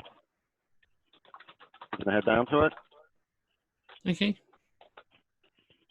Once you head down to it, you can see. Let's see. You got dark vision that goes. Is there a feelable flow? I was just going to point out that you can feel a small flow going in that direction. And yes, it does extend as far as you can see towards the west silo without any branches within his field of sight.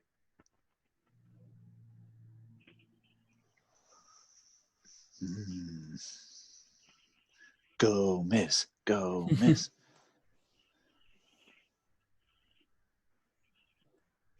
Like I was saying, it's got to be going somewhere.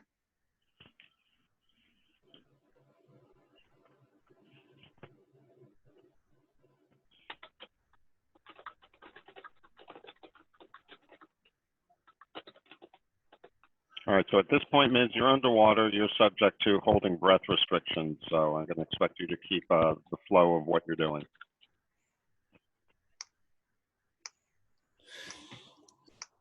Okie dokie.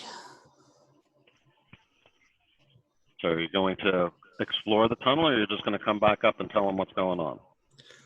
I will explore the tunnel a little bit till I think I've gathered enough information, and then I'm holding onto the rope, or I'm going to hold onto the rope to see if I feel any vibration from him, needing any help.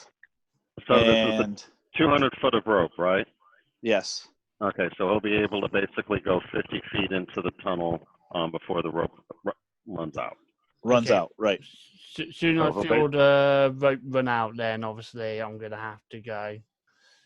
I can't see anything else. How far did it go with my dark vision? Because I can see about 60 feet. 60 feet dark vision, and then let's see, what's the total distance here?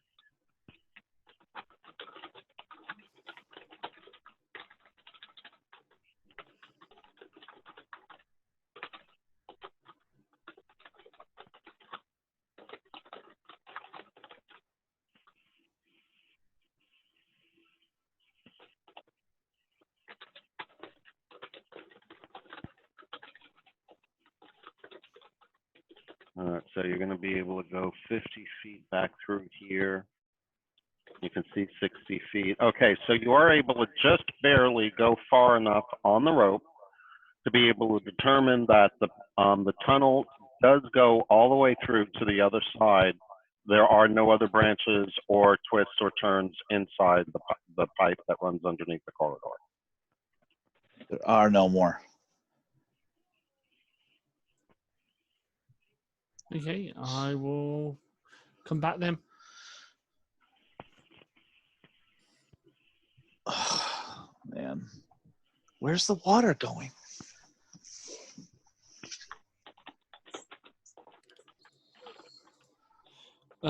Just to let you know how much I would probably weigh, it's about this much. If it went through, did it go through?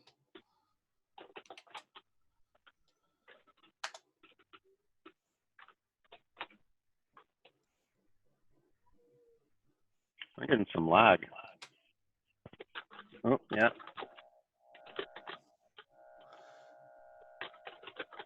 Game just faded on me. Hopefully we don't crash.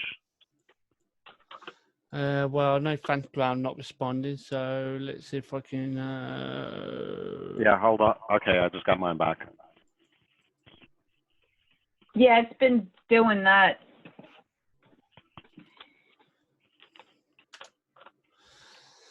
Yeah, put in Discord how much a Jag sort of like weighs around about 50 kilogram to 110 pounds. Oh, hey.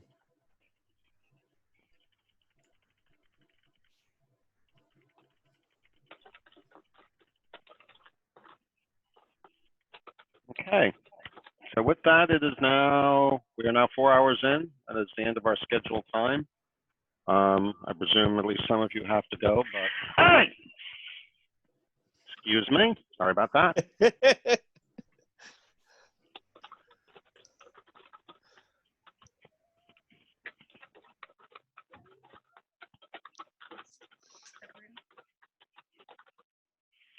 Sorry about that. I'm back. So, are we calling it? Yeah. I think it's a good place to leave our wizard hanging. If you hadn't already told him if he's safe or not. Until next time. Yeah, he knows more about what's going on with him than you guys do. That's for sure. Really? So with that being said, Jim, don't share the video yet.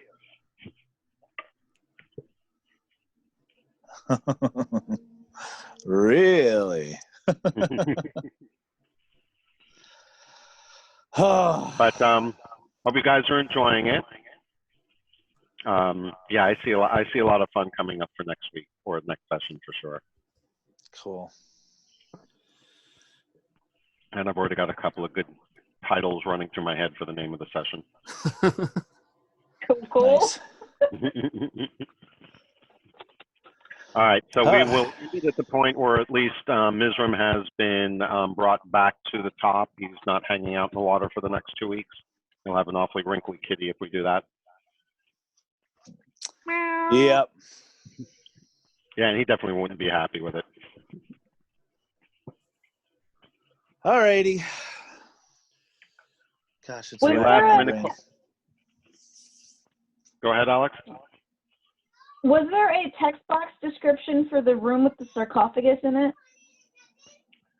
Yeah, there was.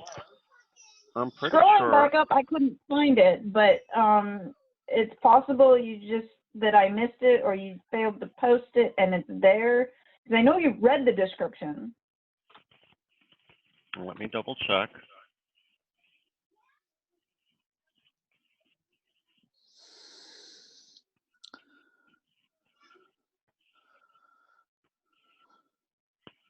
Definitely a lot of logs in here. On the broken doors, you can ignore its treasure room.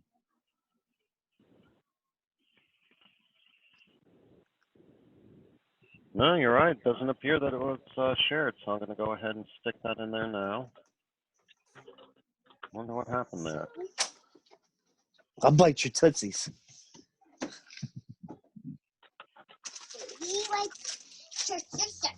Good catch, Alex, as usual.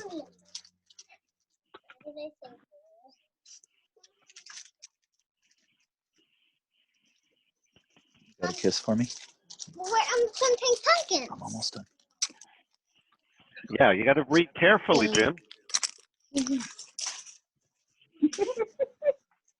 All right. Amazingly enough, you guys still haven't managed to trigger any areas I've not been prepared for, though. You got pretty close today.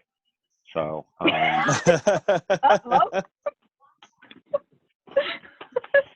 I keep wondering if I'm going to have to end the session early because I just don't have a map or a encounter ready or something. But so far, I think I'm doing a pretty good job of which way you guys are going to go. Encounter. This module doesn't have any encounters. Oh, no, none at all. Did you forget the ambush? Well, I know there's been a couple, and I'm pretty confident the dervishes were supposed to be encounters, but we somehow diplomacied our way through that. Yeah, I mean, An encounter doesn't necessarily mean combat. It just means NPCs. well, technically, most encounters being just meaning to us fireball. And I was going to say, you just say that because you prefer a diplomacied reaction. That was supposed to be funny, not derogatory. Well, I think Okay, I can safely say that you will get into some kind of combat encounter before you leave this pyramid. Well, if Jim happens to be ahead of us, I doubt it. He'll just clear out the whole pyramid before we get there. Not if he runs into Kalatarius. I think he's going to be a little bit underhanded, underprepared with that fireball. Oh, man. All right, guys. Well, I got to go pick pumpkins. Yeah, I got to go ahead and